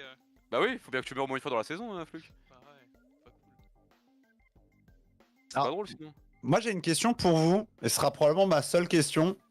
C'est pourquoi vous remappez pas? On se dit Ah, qu'on peut avoir pire. Ouais. On se dit qu'on peut avoir pire. Alors, je vous explique du coup ma réflexion, si vous le permettez. Vous first pickez Willemine, c'est votre first pick. Donc vous avez mis une value de fou sur le pick et vous la laissez dans la pire situation possible. On se dit que Elle- c'est un des meilleurs Est-ce- c'est un bon c'est un match-up correct contre la C'est pas le PF. pire match-up. En fait, on prend Willemine en naval parce que c'est une civ navale qui craint pas trop sur le terrestre. Ouais, C'est mais ça la raison pour laquelle on pique Willemine. elle est. Alors, je sais pas si vous voyez déjà la loyauté de Floppy à ce moment-là, mais vous Si, si, voyez on- Apologie Ouais, et vous savez non. très bien ce Non, on qu'Apologie va va pas- faire. on va pas flopper. On va pas on va flopper. flopper. Non, on va pas floppy. On se dit c'est juste Donc- un 1v1, c'est pas grave, il y a des shows qui peut tenir. Ah, mais il trade sur une perse en plus. Au mieux, il arrive à stall, ce qu'il a fait pendant hyper longtemps, et il trade sur littéralement la pire cif pour trade dessus. Bah, non, ça c'est Je pense faux, quoi. que moi je peux stall plus longtemps et j'ai pas voulu dépenser de gold de la game, pas up un arba pendant 15 tours et j'aurais peut-être dû up un peu et me dire Ouais, que j'avais besoin ouais, de je suis gold. d'accord, mais en fait on s'est dit, on a un stop de trade naval facile. Je meurs pour en l'Angleterre. Angleterre dans tous les cas. Oui. Angleterre plutôt free sim, Adjusting plutôt free sim, même si mon land est assez à chier. Oui.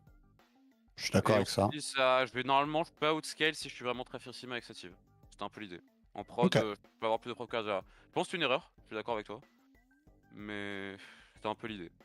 Et Maya qui Après, avec Vous beaucoup voyez, de stats. vous voyez beaucoup moins de trucs que moi, T10, hein, donc j'ai des facilités On a pas pour la parler de Mongolie. ce genre de choses. En Hein. fait, on sait qu'il y a la Mongolie à droite, parce qu'il y a les mers, mais on pense qu'il est qu'en aval, et moi je pense, en fait, au T10, j'ai l'impression qu'en continuant il s'arrête à gauche. Oui, surtout en fait, Ouais. on le voit à notre gauche, la mer à la gauche du continent du Maya, la mer, une mer Ouais, chinoise. du coup, elle est très On voit une mer loin, chinoise à gauche du continent du Maya. Non, à droite, non.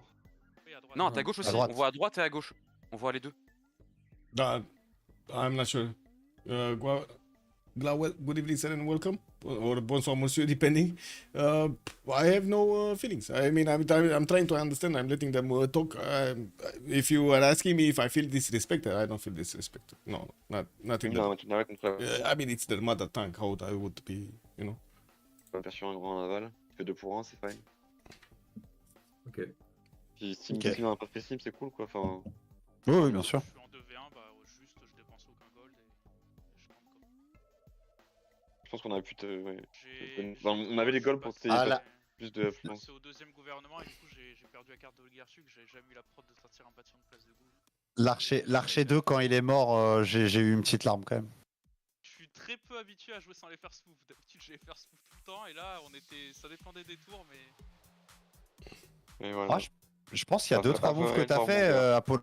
Yeah, and they did mention also the gold over there, but I don't gather too many details so I can translate properly. You need to seriously continue French studies. Yeah, I need to find myself another, how to say, tutor.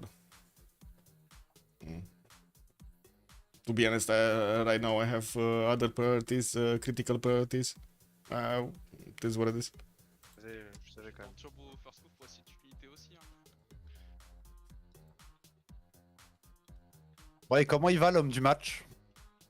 El Bigos Nawikus.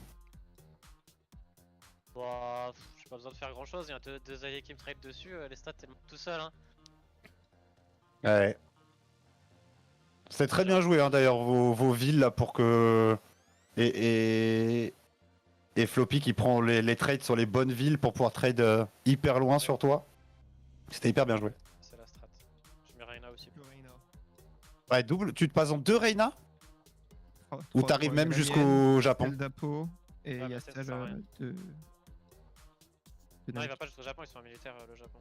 Ouais, on s'en Ouais, doutait. c'était moi qui- Ouais, bah ouais. Ouais, il était trop irréel, le Japon voulait vraiment que feed Nawik. J'aimerais un trop Bien combi, de vous double prenez double feed, perse hein. ou pas? D'ailleurs. Comment Je peux en hésiter avec Varangé On ferait un trop combi, est-ce que vous prenez double perse? Je pense qu'on prend Perse vers Anjouan peut-être. Ouais, Mais peut-être jouer un trop Je pense que combi. vous devez... Ouais, vous devez un trop cubi parce que de toute façon on prendra pas double paire je pense. Ouais, bah on voulait de la spic, mais ouais, on a pas. Oh, il y a un monde où on Correct. fait la double Il y a un perse. monde où on prend double perse, mais je sais pas. Ouais, je sais pas. Mais en tout cas, c'était Ouais, mais pas. au pire, on sûr. prend, enfin, c'est bien d'aller prendre un truc pas mal plutôt que une vieille perse. Trop fort aussi je Massif. pense que c'est. Ouais. Un peu les Ne pas mettre la carte deux différences fois, entre avoir dieu de la guerre et du pillage, bon. Ouais, non, mais là, le plus 3, c'est un jeu pour. Ah, je pense que c'est trop fort dieu de la guerre et du pillage sur cette map. Hein. C'est pas possible de laisser dieu de la guerre et du pillage à moi. Ah, nous, c'est la Perse qui avait un fric Panthéon avec sa merveille, mais comme il a pas spawn coastal, c'était moins cool d'aller prendre un dieu de la mer parce qu'il avait pas de poisson. Non, guerre et pillage, c'est surtout qu'il faut dire. Ouais, il a pris des. Ouais, je sais pas, je pense que j'aurais dû prendre avec mon Angleterre. Mon dieu de la mer était pas très bon. Vraiment, avoir le coup Ouais, de surtout, on 4 va euros peut-être. là. Enfin, moi, j'aime pas notre draft, mais bon, c'est encore autre chose. Mais. Ouais, bon, c'est un peu résultat. Bah, moi je trouve que ouais, votre pick Maya il est dur, je trouve. Ah, le maillage, ouais, je vais pas prendre mon foot là-dessus. Puis, je sais pas, moi j'aurais fait. On ban. Moi, j'aurais banni autre chose et j'aurais pris double tour Angleterre. Non, on pensait que vous alliez réintro Didon ou Angleterre. Mais du coup, vous nous laissez choisir les. Comme c'est vous qui les banniez, pour nous, on a choisi nos Bah, bannes. on craignait qu'en faisant ça, que vous preniez 2 cibles de gros logo et que du coup on se fasse baiser parce que bah on a 4 ok. naval, enfin 3 naval et que du coup bah. Ok, ok. Ouais, on voulait pas trop jouer sur 3 cibles navals, c'était pas le plan. Ouais, moi j'aime bien sur la map. Et vous voulez jouer. Guys, gonna stop it here. Have a great evening. Thank you so much for joining. We're gonna see the next games. We're getting ready for the CWC. This week we're gonna get all of the details going over there to display them on the website. And you're gonna get to see who are the teams. Have a great evening, everybody. Much appreciated for the subs and the follows. And we're gonna see each other in the next stream. Bye bye bye.